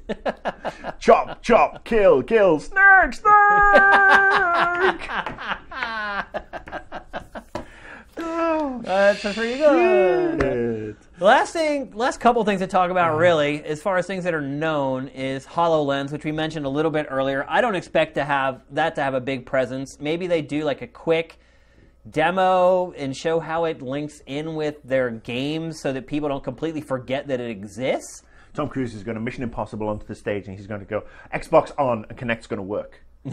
That's going to be the first thing, and then it's going to boot up with your HoloLens and it's going to create this wall around you, and you're going to be able to do this and this and smash a pinata, and then he's going to ride a bike off Smash a pinata. and it's got and that's it, and then they say HoloLens coming soon. And actually, I think, look, the HoloLens is suspicious that they're pimping all this now, and there is a Minority Report TV show happening later this year. I smell a crossover. That's what it is. Talk about your marketing right there. It is. But HoloLens, look, I mean, people have said it's really cool. Yeah, it is cool, but it's really expensive, and it's still a long ways away. Plus, will I be able to get prescription HoloLens? Probably not. Matt, will you be able to get prescription? I mean, I highly doubt it. highly doubt it that they'll be able to do that. And I mean, the headset's probably going to cost $800. I'm thinking like that's expensive for a pair of fucking glasses. Hell yeah. Do they go like this and they go X-ray and you can see through people's clothes? Yeah. That would help it sell. But I think that's also why they've kind of thrown their hat in the ring with Oculus a little bit. One, because I think they know it's not going to be ready for a while. And two, I think they know when it is ready, it's going to be way too expensive for the average consumer, at least the average gamer anyway, would probably rather buy 10 new games than buy HoloLens. So they'll bundle the HoloLens with the Kinect. I don't expect to see free with like boxes of Cheerios. Yeah, I don't expect to see a ton of HoloLens, but I do expect to see some PC, Windows 10, DirectX 12 stuff, crossover stuff, how they're going to work. I mean, they've already been touting it all year. At GDC, he did that huge presentation about how the PC and Xbox One are going to start kind of cross-pollinating with each other. I don't want that shitty PC in a box pollinating with my fucking Razer Blade. Thank you. Leave my Razer Blade alone. My Razer Blade's doing perfectly well without your Xbox One fucking interfering with it. I like my Xbox One. I don't think there's anything wrong with it. But I know. Look. It's the least used of the consoles in my house, and obviously I don't count the Wii U in that. Yeah. Because that's just. Do you have a Wii U? I do. You do? I have a Wii U. Didn't I tell you the story that... did they send you one? They sent for me one. NBC when you were working at NBC? NBC. Yeah. And I actually, I hadn't got a game for it in a while, so I went out and bought, was it Mario Galaxy 2 or whatever it was that came out? Super Mario 3D World. Yeah. That came out just not last Christmas, the Christmas before. Yeah. And I went to boot up my Wii U, and I found that the kitten that we'd had for 3 months, he went through a chewing phase about a month in and then stopped. And he chewed through one of the Wii U cables. And so for at least 2 months, I hadn't even realized that the Wii U wasn't working. And I still can't blame you, really. And I still haven't replaced those cables. Yeah, I mean, they're a let's pain. face They're it. expensive to replace. So. Yeah, and you haven't missed a whole lot on the platform since then. It's not like you're a big Smash Brothers guy. But I don't begrudge anybody having fun with their Wii U. I just wish they had more options so they could have more fun. Yeah. Because that's the sort of caring person I am. So that's pretty much it for Microsoft at E3. That's what I'm saying. Like, this lineup is like, this is their chance too. Like, they're making their move right now. Bethesda's looking pretty good right now. I still don't know if I'd say Bethesda's lineup is better than that, but oh, I close. would. Well, of course you would. You love Fallout. I do. Yeah. Game of the year already. Before I ever even see it with my own 2 eyes. I saw the trailer. That's enough. But that's the way it works nowadays. I'm going to start my own YouTube channel where Bethesda pay me $500 million so I can go, it's a Fallout 3, 4, 5, yay! I think this is the biggest E3 in Xbox history, in all honesty, except for maybe the first one where they were like, hey, we're making consoles now. This is a big E3 for Microsoft because they have momentum right now. They actually beat Sony last month. But this month, Sony's back on top. Yeah, I mean... That came to a halt. But look, I thought Microsoft did very well last E3. That was probably their biggest E3 in a very long time for me because... It was their best performance at E3 in a long time. Because the year before... It was the exact opposite, yeah. Stunk. I mean, you could smell Galen Center from where I lived in. Well, I live in Altadena. But this last year they came back. They had a killer lineup. So I think last year was their most important. This one they have to build on that. They have to continue. They have to hit that level. And it's not necessarily their biggest and most important, but it's important that they maintain it. And if they come again with a bunch of stuff that, we know what's not going to be there, so we'll focus on what's there, and they come out with a bunch of cool stuff again that gets us thinking, wow, there's some good stuff, and wow, some of it's coming this year, and wow, some of it's actually going to fucking work, then we are actually going to be in a really, really good place. See, that's what I'm thinking. I'm thinking that Microsoft does have aces up its sleeve because there's no way they would not show these 3 games at E3 unless they had stuff to replace it. And I think that Microsoft is going to pull off some surprises at its press conference.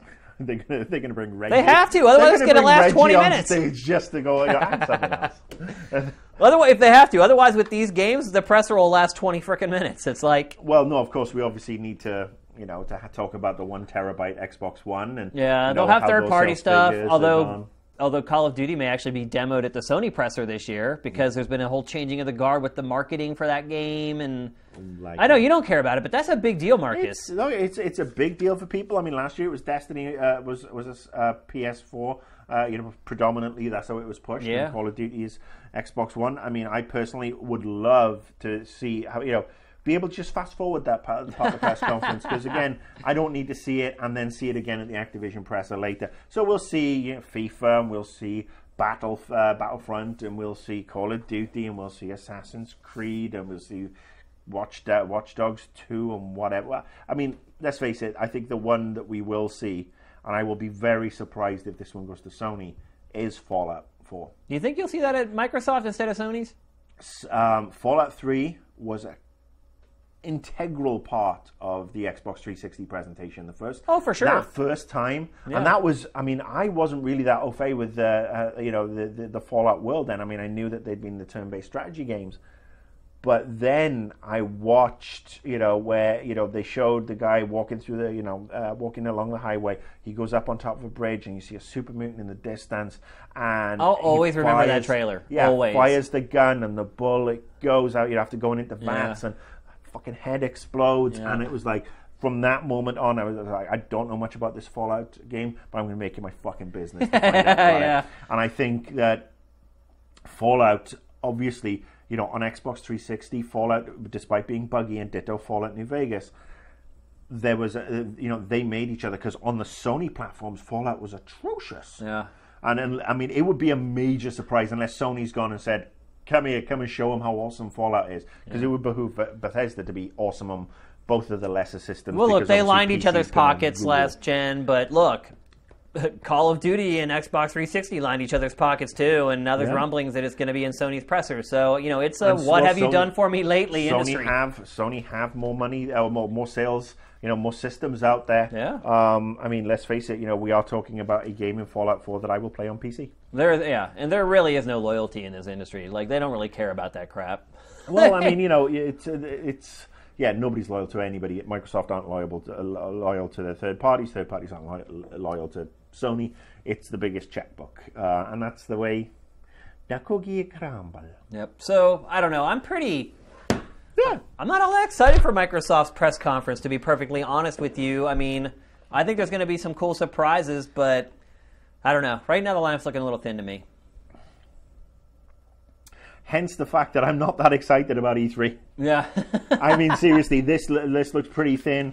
WB looks pretty thin. Nintendo's not my cup of tea. Sony, we talked about that a couple of weeks ago. EA's got a good lineup.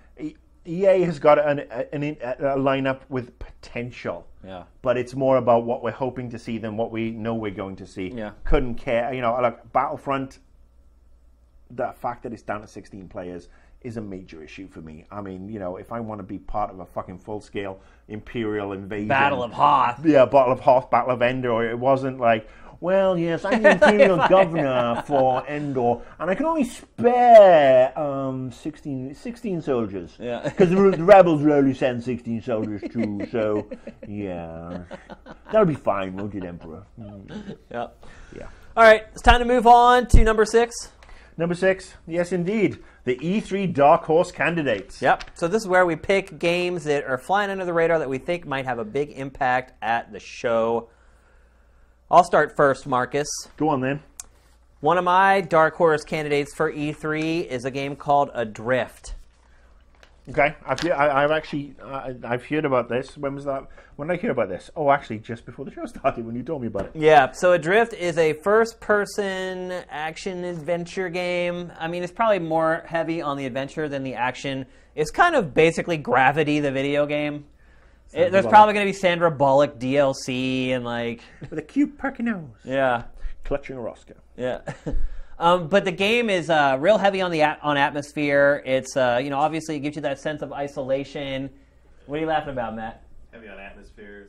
Game. Yeah. Oh. Shane made it funny. He didn't know I didn't even know it. What format's this on? How did a leaf get in space, by the way? There's just a leaf that floated by there. Well, I'm guessing they were doing some experiments with see how leaves fall in zero G. Trying to create oxygen. Yeah. So yeah, basically you're marooned on this station that's broken apart, and you have to survive. And it's also a game for VR. I think it's coming to pretty much all the VR headsets. I have seen this trailer. This is definitely Gravatar, isn't it? Yeah, it gives me. It also gives me like a kind of a Metroid vibe, as far as like you being out there by yourself in space, trying to sort things out.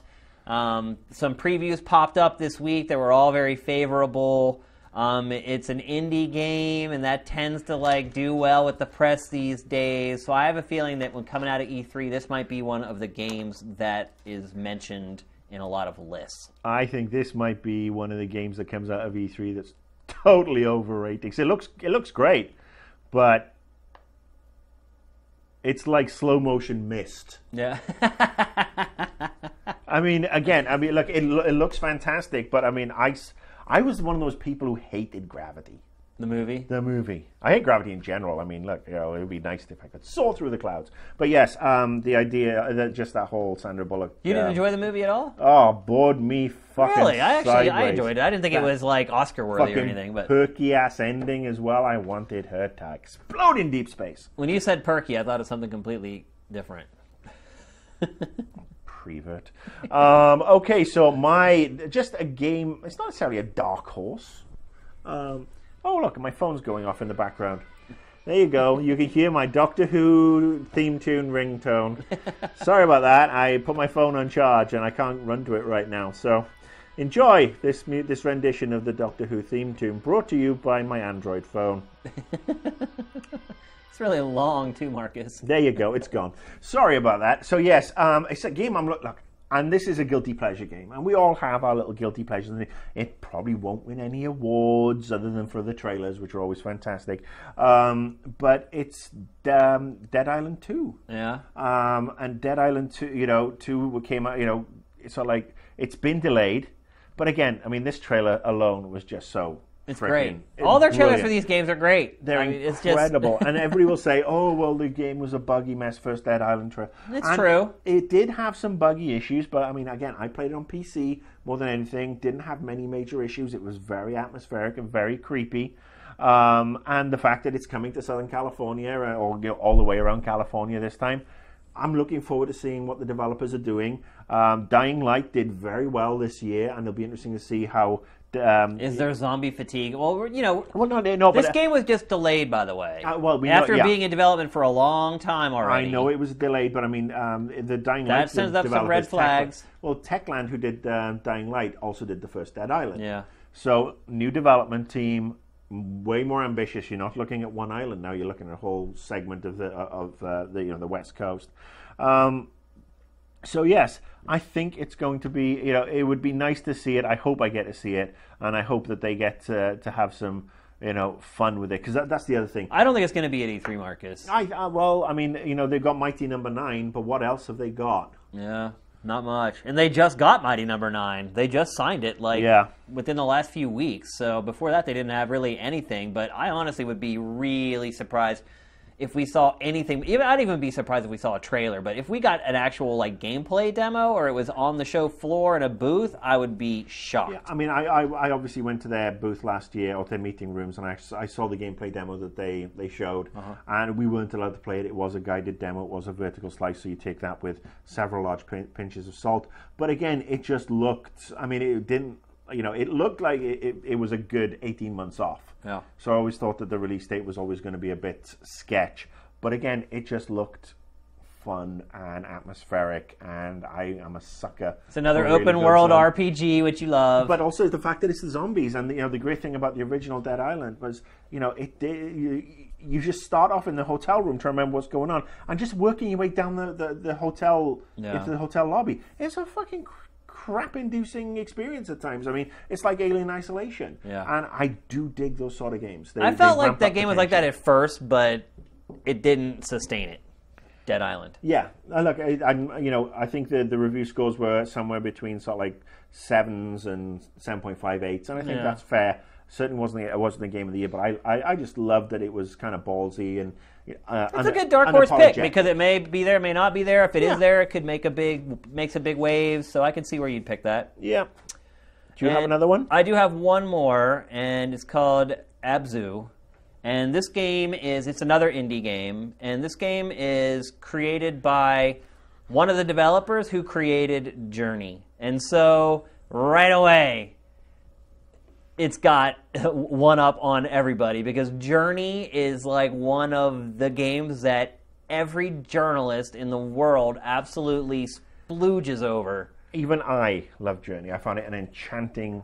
That's exactly the best way to describe Journey. Enchanting. Enchantingly short as well. Well, it was 2 to 3 hours, but it was just and it's ironic that I got it, downloaded it, played it, never played it again. Yeah. Well, no, there's really very little reason to, but this game is very similar. It's like you don't really have any instructions. You're this person in this alien world. You just kind of adventure around and kind of see what happens. The music's really good. It's really atmospheric. You're obviously not in an alien world, mate. It looks like you're under the sea. You're under the sea. You're underwater at all times. Yeah. Yeah. You're like it's our ocean. But see, now you can start to see some of the other elements of the game. But yeah, it just has that same vibe. It's got kind of a very cool art style. This is just the type of game that the modern game journalist goes crazy over. And so I could see coming out of the show this being one of the games that everybody's talking about. It's making lists. I just think it's going to be one of those, comes out of nowhere, nobody knows about it, now all of a sudden it's a big deal games. So this is a total dark horse, but I think it's something that, there's no video footage, there's nothing to even sort of like just suggest that anything's awesome that is on the way, but one of the things I would like to see out of E3 is a new Supergiant game. Yeah.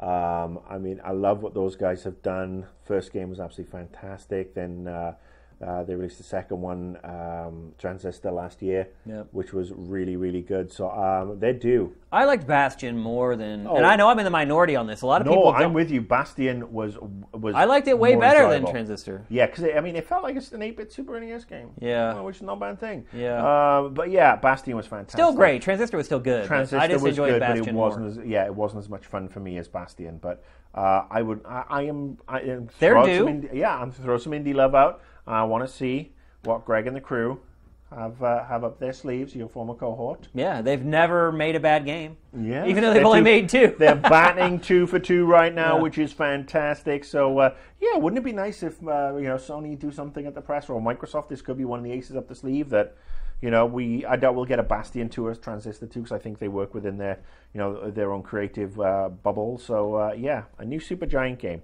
that would be a dark horse, and that's in total. Basically somebody said, is it really a dark horse if it's already been announced? So nothing's been announced. We don't know what Supergiant Games have got, but I want to see a new game from them at E3. Yeah, and I just have a couple honorable mentions. Wadum, which is the new game from the guy who created Katamari Damacy. It is absolutely bonkers, the game. Every time I watch it, I feel like my brain breaks a little. Well, you can see right here, it makes very little sense. And I've read previews about it, and the previews don't really clarify anything, but it's one of those games that looks like nothing else. It's for all ages. Kids can play the game. Adults can play the game. It's got that spark about it that a lot of times turns a game from like a small project into a massive hit. Obviously, the pedigree is there. So that's another one of my sort of under-the-radar games that I think might make an impact at the show. And lastly is Rime, which I was just... Isn't that crazy, that game? I was like, I don't remember anybody slipping some wacky-backy into my cigarette. Yeah, exactly. Yeah, that's the way that game is. But so I think that's one. And then there's this game called Rime that we actually talked about when we did our Sony preview. It kind of looks like Wind Waker a little bit. They showed it at E3 last year for the first time. I have a feeling that game might make a big impact too. But cool. So those are my Dark Horse games. It's time to go to our trailer of the week. And Marcus, I don't say this lightly, and I don't know if I've ever said this in my life, but I'm about to say it. I think the new Ratchet & Clank game may be the best-looking console game ever. Ever.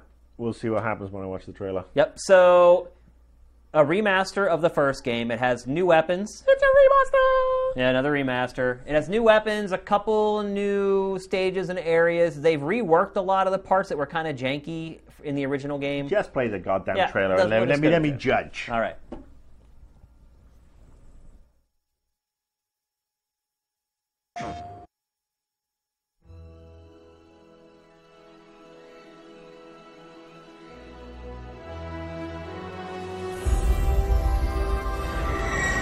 This is the story of a Lombax named Ratchet and his robot friend Clank and the muscular, irresistibly handsome hero who helped them save the galaxy. Oh boy. Remember what I taught you. What did you teach me?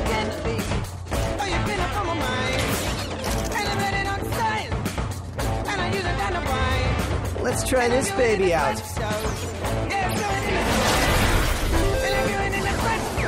Yes! I thought it was time to get you a new ride. Locking on. Got him.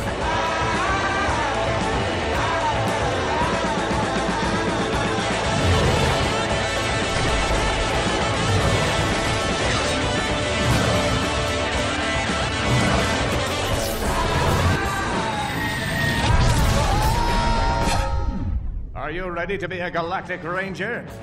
We want you!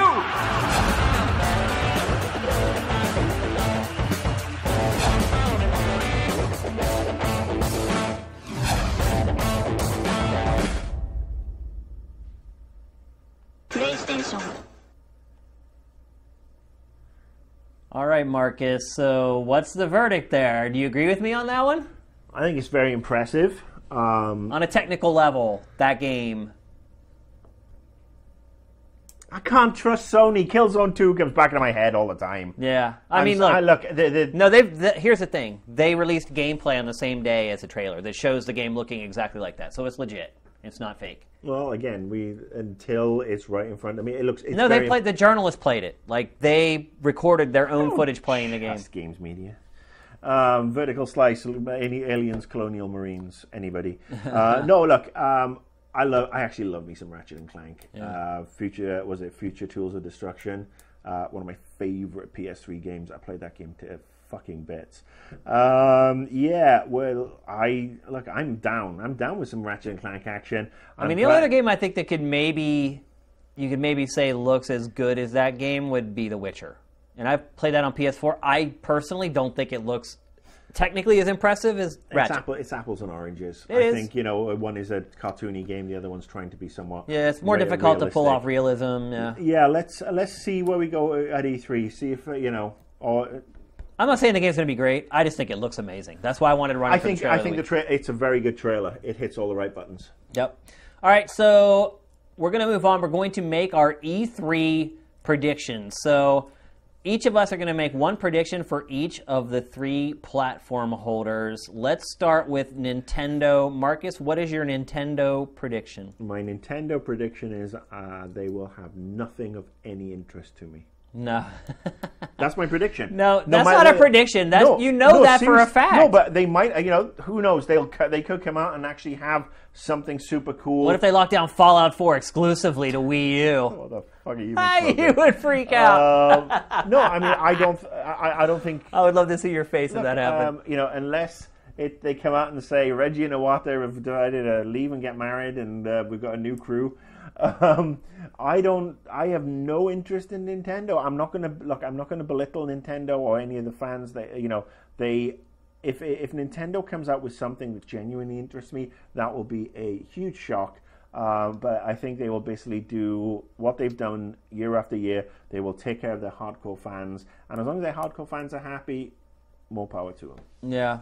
What about you? Come on, give me a Nintendo. The limited Shane amiibo is going to be announced. There you go. Awesome. If Reggie Maybe I could brings actually out find one then. a Marcus amiibo, an annoyed gamer amiibo. There you go. My prediction is that even though they've said Zelda will not be at E3, I am saying that it still will be there. That they'll have a trailer of it or a gameplay demo of the game. That it will make an appearance in some way, shape, or form at E3.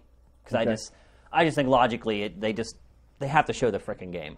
And so that's my prediction. Let's move on to Sony. What's your Sony prediction? My Sony prediction is that they will actually come out with a date for Morpheus. Okay. And that they might... Well, they kind of did that already. But no, they might surprise us and bring it forward, and they might give us a price. Okay. So especially after the Oculus debacle today, I think Sony are now primed to maybe steal a march, and they're obviously doing very well. And what I'd like to see is them to come out and bring a version of Infamous that doesn't suck. You think Sony will ever make another handheld? No, they don't need You think they're done after Vita? The Vita is it's a luxury item. And look, I got a PSP and a PSP. I completely regret buying a Vita. It is the least played platform that I've bought. And I remember you bouncing into the Invisible Walls podcast. I pre-ordered my Vita. I probably will regret it, but I'm so looking forward to it. And I did end up totally regretting it. Yeah. Ended up becoming... Look, there is not one seminal game for that platform. Not one. No, that's an exclusive game to it. There's a lot of seminal games, but not one seminal one. There's not one. Yeah. I don't think Nintendo needs... Sony needs to fuck around. I spent so much handhelds. money on that thing, man. It makes me sick to my stomach. And it ended up just being a place for them to crap indie games. Like... Everybody's got iPads, everybody's got phones. Nintendo's got handheld sewn up. I don't think you can really compete. I mean, so why bother on that one? Focus on the PS4, focus on some killer games, because I'm still waiting for a killer first-party app out of Sony for the PS4. They haven't delivered, and that's what I need to see out of E3 is a killer first-party game that isn't going to be fucking 6 hours of cutscenes. So my Sony prediction, I was thinking about a price drop, because I think it's 50-50. Because here's the thing.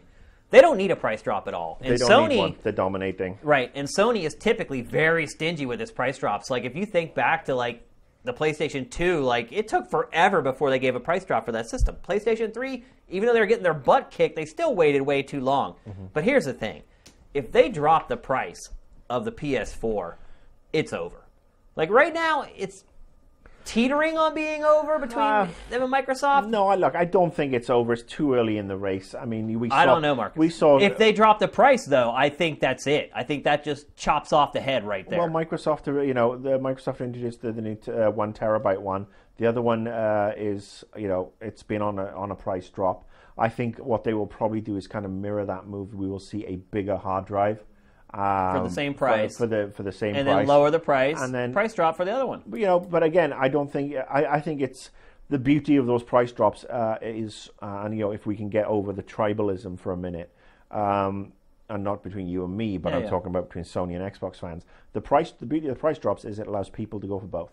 Yeah, for and sure. expand it's great. their gaming horizons. And that would be the great thing. I think that if Sony has a price drop and Microsoft has a price drop, I don't think it's over for Microsoft by any stretch of the imagination. Because now... No, look, they'll have a successful business. I'm saying, will they ever surpass? No, but let's at that point, I say no. Let's look at what the key thing is with the with the PlayStation and with Xbox One.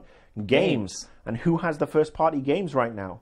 I mean, we may have laughed. I don't know. That's a good question. No, we may have had a laugh at the Microsoft list, but that Microsoft list is certainly more attractive than any other list that Sony's got right now. Yeah, but Marcus, Sony is about to drop the bomb at E3. They are going to announce so many frickin' games. Maybe that should have been my prediction, dude. They haven't shown anything for what's coming in a year and a half. I hope so. No, I want to see what's coming. They are about to drop the A-bomb on E3. Fuck what's coming in 2 years or 18 months. I want to know what's coming this holiday season. There's nothing. Exactly. So if there's nothing, there's no point to buy the goddamn console. That's why they dropped the price. Because you're only looking at third-party support, and the third party has saved both Microsoft and Sony's ass to this moment. For sure. But Microsoft, if they have a stronger holiday season coming up and they've got two different Xbox One SKUs and one is cheaper than the other, Sony have to stop sitting on their fucking laurels. They got their asses handed to them last generation and they learned from it. But now they stole a march, they're out in front and they're resting on their laurels. They really are, yet again. So what Sony needs to do is come out, say, here's our fucking games. They're coming out this Christmas. Price drop. Fuck the price drop. Who needs a price drop when you've got a dozen fucking awesome games coming? Yeah. Like I said, they don't need the price drop. I just feel like it would just end it right there. I don't think it would. Like I said, I don't think it would end it. I think we're actually hitting that period now that the next 2 years are going to be pretty titanic. I think Sony does have the lead with regards to the amount of units sold and the better console. Yeah. Sorry, but Microsoft has that track with regards to the better the more potential on first party that Sony doesn't seem to have right now, and that's what Sony needs to buck up their ideas on, because their first party last time round only picked up in the final 3 years. Before that, it was a bunch of pretentious wank. Yeah. I wanted to say that The Last Guardian, just to predict it for the 50th year in my career. But the cat's kind of out of the bag. It seems like that's a done deal now. So I don't care about The Last Guardian. I know you don't. I mean, that's the thing. It's one of these games that's like, we have to have The Last Guardian. We have to have The Last Guardian, just like we have to have Half-Life 3. But by the time it comes out, nobody will fucking remember what The Last Guardian is the sequel to. Well, it could be completely. It's not a sequel to anything. It's its own game.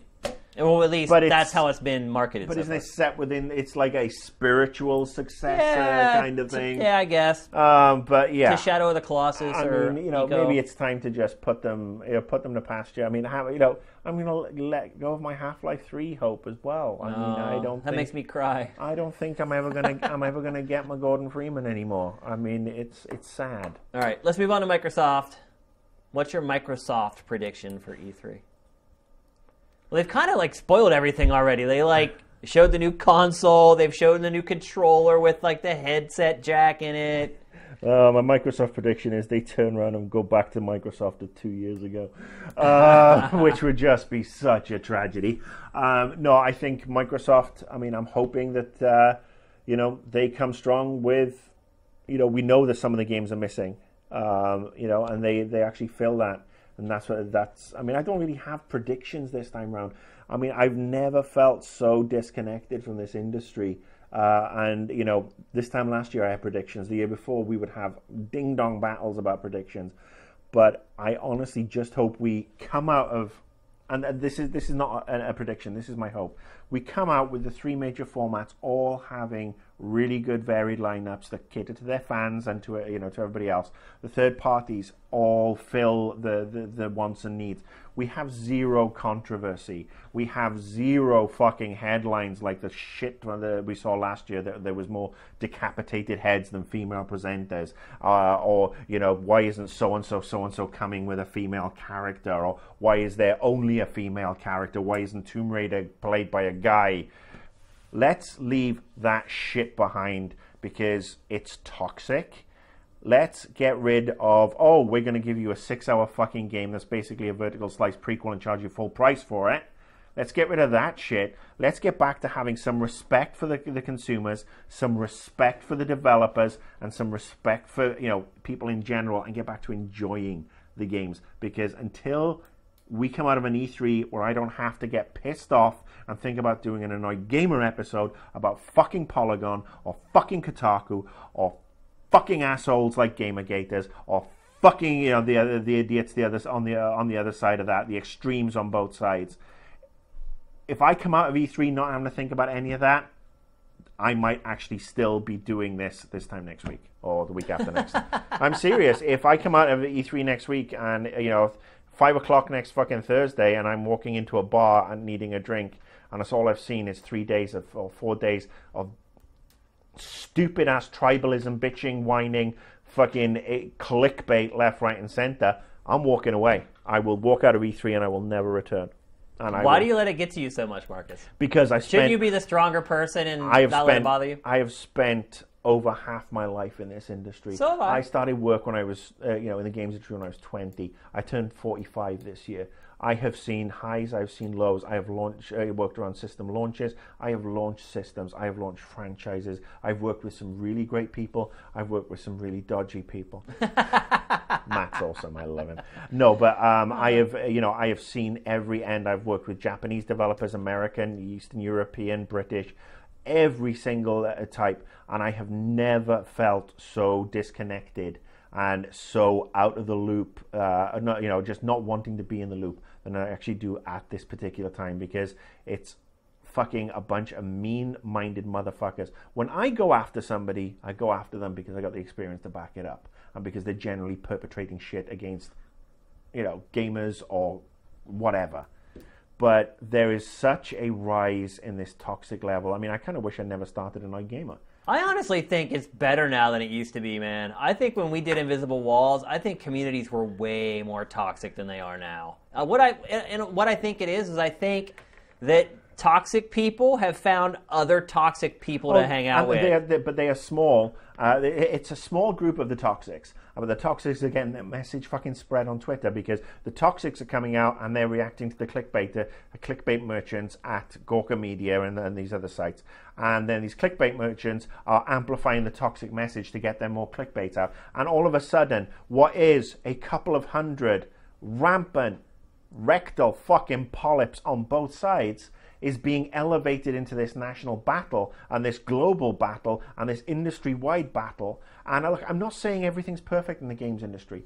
Do we need equality? Do we need to step away from a bunch of shit? Can we do shit perhaps that we couldn't do, can we not do shit now that we did 10 years ago?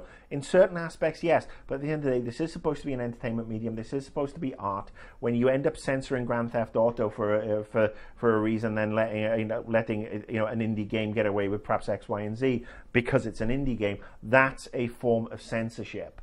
And you've got to basically, and this is why that hatred game, I didn't have that much of a problem with it, because at the end of the day, if you don't, you don't want to be censored, you've got to accept the rough with the smooth. It's just the rough is so outweighing the smooth right now. I'm sick of sequelitis on a yearly basis. I'm sick of nickel and diming of the consumer. I'm sick of NeoGAF on one side being all Sony, and then someone else coming in and being all Xbox, and then somebody else being all Nintendo. And, I've got every fucking console. I've had every fucking console ever made.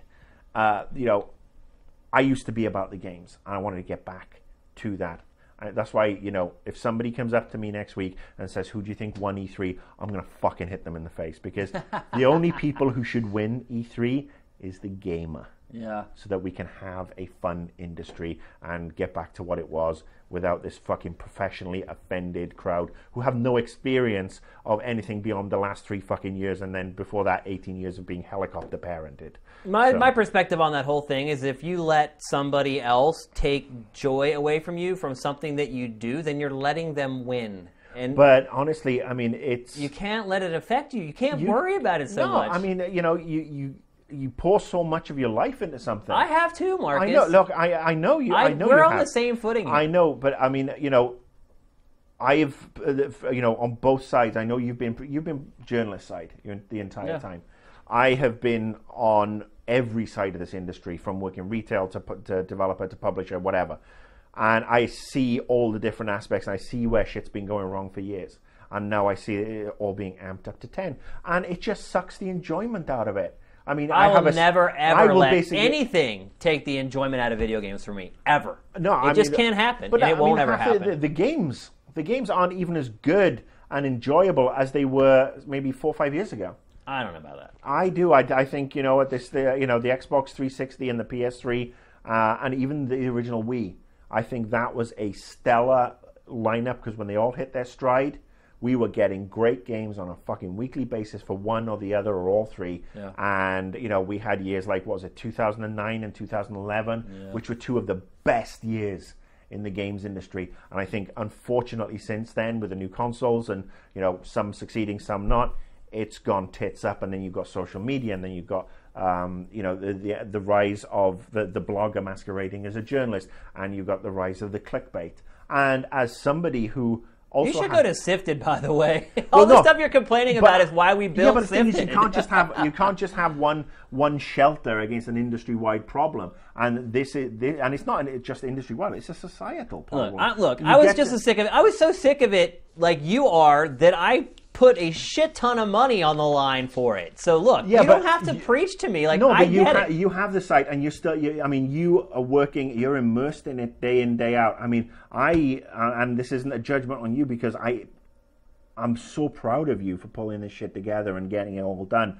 But in the last 18 months, I have stepped away from games to a certain degree that I actually have a life outside of games. Yeah. I mean, I have a bunch of friends. I have interests outside of games. You didn't have friends before? But I mean, that's the outside of games. Yeah. When I was in PR, games PR for the longest time, all my friends were games journalists. Yeah. Or games PR people or developers. See, I've never been that way. I've always in fact, most of my friends have always been outside the games industry, oddly enough. Yeah, it's just one of those things that I would like to walk out of E3 happy next week, and if I do, then there's hope. I'm a fucking dinosaur, and I'm not the only one. I mean, I've spoken to 8 or 9 people over the last couple of weeks who feel the same way, that the shit is just has to stop. Yeah, well, we've tried to build a shelter for you. You should honestly come on Sifted.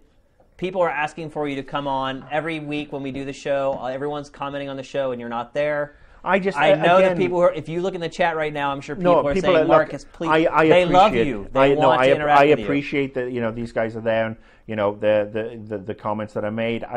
There is a place for positive vibes about video games, and I'm telling you, it's Sifted. You should not really become a part of the community there. Yeah, GT kind of burned me out. It can do it. So, yeah, we'll see. Did I ever make a Microsoft prediction? I don't think I did. I don't know how we got down on that tangent. What fucking time is that? Jesus, I need to go home. I need to go and get drunk. Let's see. What is my Microsoft prediction? Price drop's already been done. Controller's been done. It won't be the end for Microsoft. Yeah, there you go. I honestly think Microsoft is going to have a great E3. I think they're a lot like Sony. Like, they are not showing their cards right now, but I think that they're going to have here's my prediction. They will announce 4 games that aren't known about right now for Xbox One. There you go. Forza 7, 8, 9, and 10. All right, maybe time for one question? No. No? No. Not even one. If there's one popped up, we'll answer it real quick. There is no question out here. There's no questions in here, and we need to go because it's going to take me 90 minutes to get home. My wife is going to lock the door and put my supper in the dog. All right. Well, everyone, thank you so much for watching. I know this episode was long. Hopefully some of you have hung with us this whole time. I know some people in Europe, it's like really late, and you probably passed out with headphones on or something trying to watch the show. We really appreciate it. Stay tuned to sifted.net. Keep an eye on the homepage. We will have our full layout of E3 schedule and plans going up there in the next couple days. It's going to be fun. I think we're going to have fun with this E3. It's not going to be us running around like maniacs trying to get everything covered. We're going to be able to kick back, maybe drink a beer or two, and hang around with all the Sifted users and experience E3 together. So, I am going to be starting my drink next Sunday at 3 o'clock. You keep saying next Sunday. You realize it is 3 days. It is. It's the next Sunday. I guess you're right. Technically, it's actually this Sunday. But it is the next Sunday. It is. Is there a Sunday before this Sunday? It's all semantics. Yes. Shut up, Matt. Anyway, as always, thanks for watching, guys. We really appreciate the support. If you're not already on Sifted and you just found us on Twitch, go to sifted.net, start the free trial, become a part of our crew. Talk to him, but not to me. Yeah. Much love to everybody. Can't wait for E3. We'll see you soon. GameFace is up, and it is out.